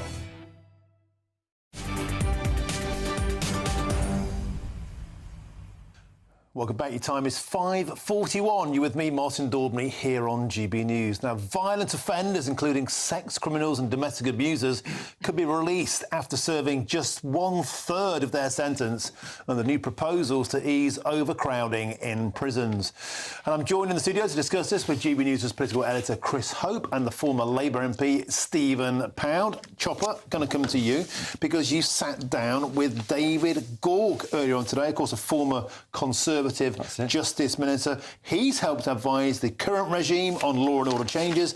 Tell us what you're talking about. He means the taxes them back. They want to know why is it that we do imprison more people in this country per head than other countries. His big idea is what's called earned progression. Yeah. Very briefly, you earn the right for early release. You don't good behaviour. Yeah, good behaviour, you're out the door after only 1/3 of the term served. Big issue I raised with him, I know big concern for you, Martin, is what will victims think? And here's what he told us. It set out the context, which is that our prisons are full. They are forecast, or they were forecast to reach capacity in November for the adult male estates. That's now been put back to the spring because of some action the government took. But we are still forecast to run out in the spring, and by the time we get to early 2028, the number of prisoners is going to exceed capacity by something like 9,500. So action does need to be taken. The key measure here is, as you say, earned progression, and what we're saying there is that rather than prisoners who are currently being released 40% of the way through the sentence, they should be released a third of the way through their sentence if they have behaved, stuck by the rules. Then they move to the second stage, which is in the community, but under close supervision. So we would be using, for example, electronic tags, curfews, maybe full home detention, and then a final third where prisoners will be on, well, offenders will be on licence, they're in the community. If they re-offend again, they can go back to prison, but a lighter touch because they're less risk there. We think that will improve behaviour within prisons. It will help offenders prepare for moving back into the community, and we think with that intensive supervision stage in the middle, that will help protect society. Well, how will victims feel? I mean, they want to see criminals punished for doing crime to them, and you're saying release them after a third of their sentence. I think one thing that we should certainly do is be more transparent with everybody, but especially victims. I think they do feel a frustration where they hear one number and then people are released earlier. I think we need to be explicit at the point of sentencing in terms of explaining sentences, precisely what is happening. So I think we need to be honest and transparent with the public on this. But the wider point here is that I think what most victims want is to ensure that there is less crime in future, that there will be fewer victims in future, that what has happened to them does not happen to other people. So your plan will cut crime? Well, I believe, and the evidence supports this, that if you have effective measures taken in the community, combined with prisons will still remain a huge part of our structure of our criminal justice system. But if you have more effective measures in the community, you will rehabilitate more offenders. That reduces reoffending, that reduces crime, and you will have fewer victims. That's David Gork talking to me earlier. The full interview's on your show tonight at 7 p.m. We discuss also chemical castration. Yeah, and that is an incredibly emotive topic. Stephen Pound, let's get your take on that. I mean, chemical castration, it sounds a bit right-wing. Well, I suppose it does, but look, the reality is where it's been tested, it works in about 60% of the cases, and I think that 60% is better than nothing. But look, I mean, years ago, I did a few weeks as a prison officer in Dartmoor Prison as part of a sort of experiment to see, basically whether MPs understood about prisons. And they have a thing there called the VPU, the Vulnerable Prisoner Unit, which you both know about. Yeah. And a lot of the people in there were paedophiles. And I was told by the prison governor and the psychiatrist two things. One is that paedophiles actually get worse and worse as they get older. Most pathologists actually decrease. The second thing is, it's not actually about sex. It's very often about power. Therefore, castration may not be the answer. It may not be the answer. But on the other hand, even if it works in a few cases, anything that spares the torture and the torment of children whose lives are absolutely wrecked and destroyed, in some cases, you almost wish they'd died rather than suffer what they did suffer. Stephen Pound, fantastic input. Thank you for that interview. Again, the full interview going out tonight. GBN Tonight with me at 7 p.m. Thank you, Chris O. We've got some breaking news for you now, and it's this. A fire has broken out at a hospital in Bristol. Large plumes of black smoke have been seen emerging from St Michael's Hospital near the city centre, and a maternity ward at the hospital has reportedly been evacuated, with pregnant mothers and babies being led across the road to another building. We'll bring you the full exclusive on that as it comes up. Now, still to come, an exclusive report from Charlie Peters on the grooming gang scandal. That's next with me, Martin Daubney.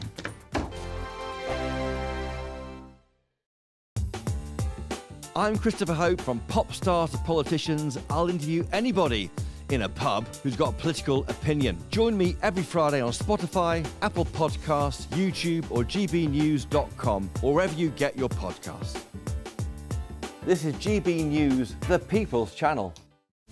This is Britain's Newsroom, where your voice matters. It's just astonishing. With expert analysis and honest opinion, we don't just keep you informed. We bring you unique perspectives you won't see anywhere else. Can't argue with any of that. When the news happens, it happens here. On Britain's Newsroom, weekdays from 9:30 a.m. Only on GB News.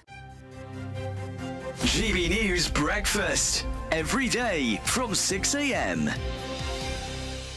Eve, very good morning. You commentate on this. This is your subject. What do you think? Why is this happening? Because we're sitting now. I'm at a stage now where all my kids are growing up. Whatever. I don't have to face this thing anymore. But I'm suddenly stopping and going, what? What am I paying this for? Why are we paying this? Why is this going to 750 schools and not all schools? So this is a pilot run by the Department for Education to look at how this programme can work. It was a manifesto commitment from the Labour Party at the last election, and they're very keen to roll this out nationally, but they're doing this pilot for a short period until July to see how they can do this effectively to ensure that it meets the most children. So really, that's a kind of sensible way of rolling out what is quite a big programme. Yes, it's important to do the pilots and study it and see who it helps and who it doesn't, and how expensive it could be if it's rolled out getting the money nationally. to pay for this? Well, exactly. What do they say about that, Eve? I mean, where are they going to get the money to pay for it? So they've committed to 30 million towards it. To be honest, we're in a situation as a country where 1/4 of primary school teachers are saying that they regularly spend their own money on feeding kids. That cannot be right. We know that we've got a child poverty problem in this country, and I think it's a reasonably good use of taxpayers' money to be spending it on ensuring that children go to school and they are fed and able to learn. Well, I just look and I think the basic primary parental responsibility is to look after your children, to feed your children. And I sit and scratch my head and say, of all the things that we can do as parents, all the things we can spend money on, are you telling me that you can't give your kid a bit of toast and a cup of tea in the morning? GB News, the People's Channel.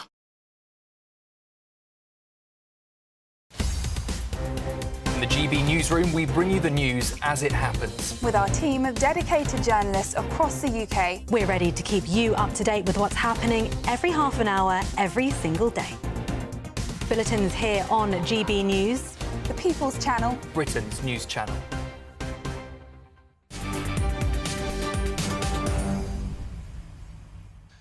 Welcome back. Your time is 5:49. You're with me, Martin Daubney, here on GB News. Now, a grooming gang survivor found out that her rapist had been released after seeing a social media post of him being charged with new offences.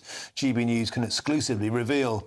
The abuser, who we are not naming for legal reasons, was released from prison several years ago, but victim liaison services failed to contact one of his victims after he was released and charged again.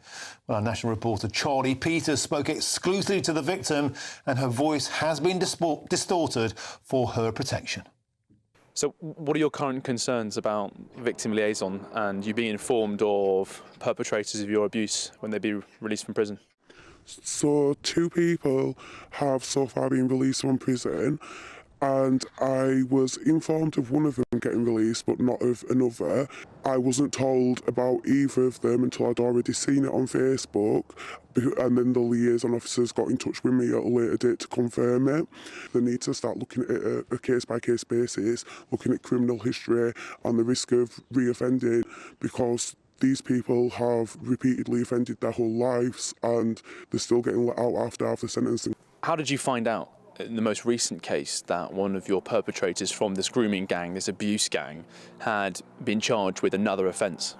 I opened my Facebook and saw it on the police's website announcing his charges. And when you spoke to your victim liaison officer, did they apologise? He said all he could do was apologise that I'd found out that way, and he had sent a letter to me that I'd be with me in the next few days for a victim impact statement.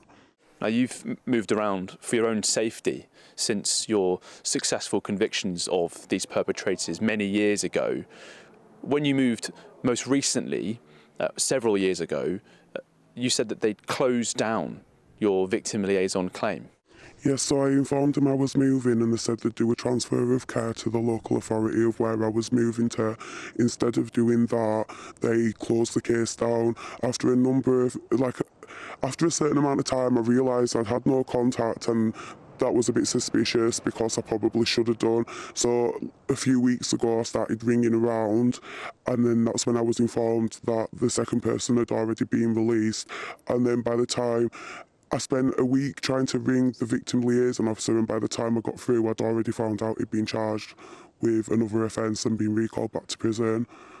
Do you think that the police and the probation services and the government more generally take the safety of survivors seriously enough? No, so in the beginning, they were released on bail, even though some of them failed to attend bail. They got The one that failed to attend got remanded in prison. Then he later got released again on bail to pending a court date.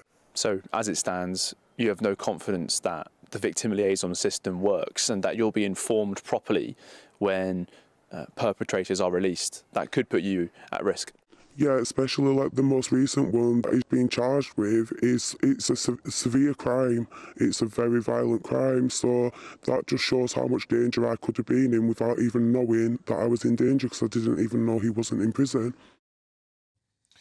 Another incredible exclusive from our man Charlie Peters. Now, in the past, the Ministry of Justice has apologised to grooming gang victims for failing to inform them of parole decisions, but it has committed to ensure that this cannot happen again. Now, the government has previously said they will deliver a justice system that puts the needs of victims first, and promised to extend support offered to victims through the Victims and Courts Bill. And the Ministry of Justice was contacted regarding this case. Well, it's been a very, very emotional day. The Chagosians feel heartbroken. Their fight will go on. But up next at 6 p.m, of course, it's Jubes & Co. And we can now speak with the queen of primetime debate herself. It is Michelle Dewberry. Thank you, Martin. Yes, an emotional day, that's right. But don't worry, everyone. Jubes & Co is here. We'll make you all feel a bit better. Joining me tonight in an exclusive, his first television interview, Ray Connolly, of course, the husband of the mother that's behind bars for a tweet. Lucy Connolly, looking forward to talking to him. Also tonight, of course, these sentencing reviews. What do you make to that? Music to my ears. To hear that paedophiles will finally be getting chemical castration. Good. Make it all of them and make it mandatory. That's what I say. See you in 2.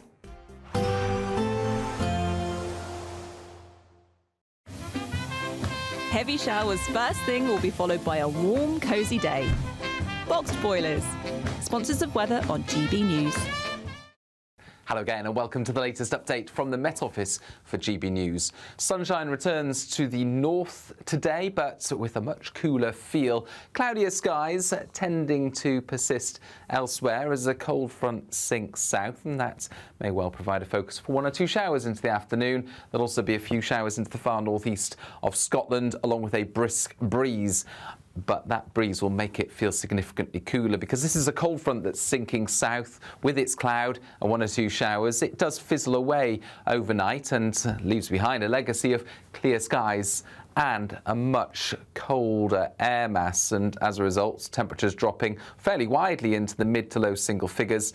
Perhaps a touch of frost in places. So certainly a chilly start for most of us on Friday morning across parts of central Scotland, temperatures dipping below freezing. However, those temperatures quickly rise through the morning because of widespread sunny skies.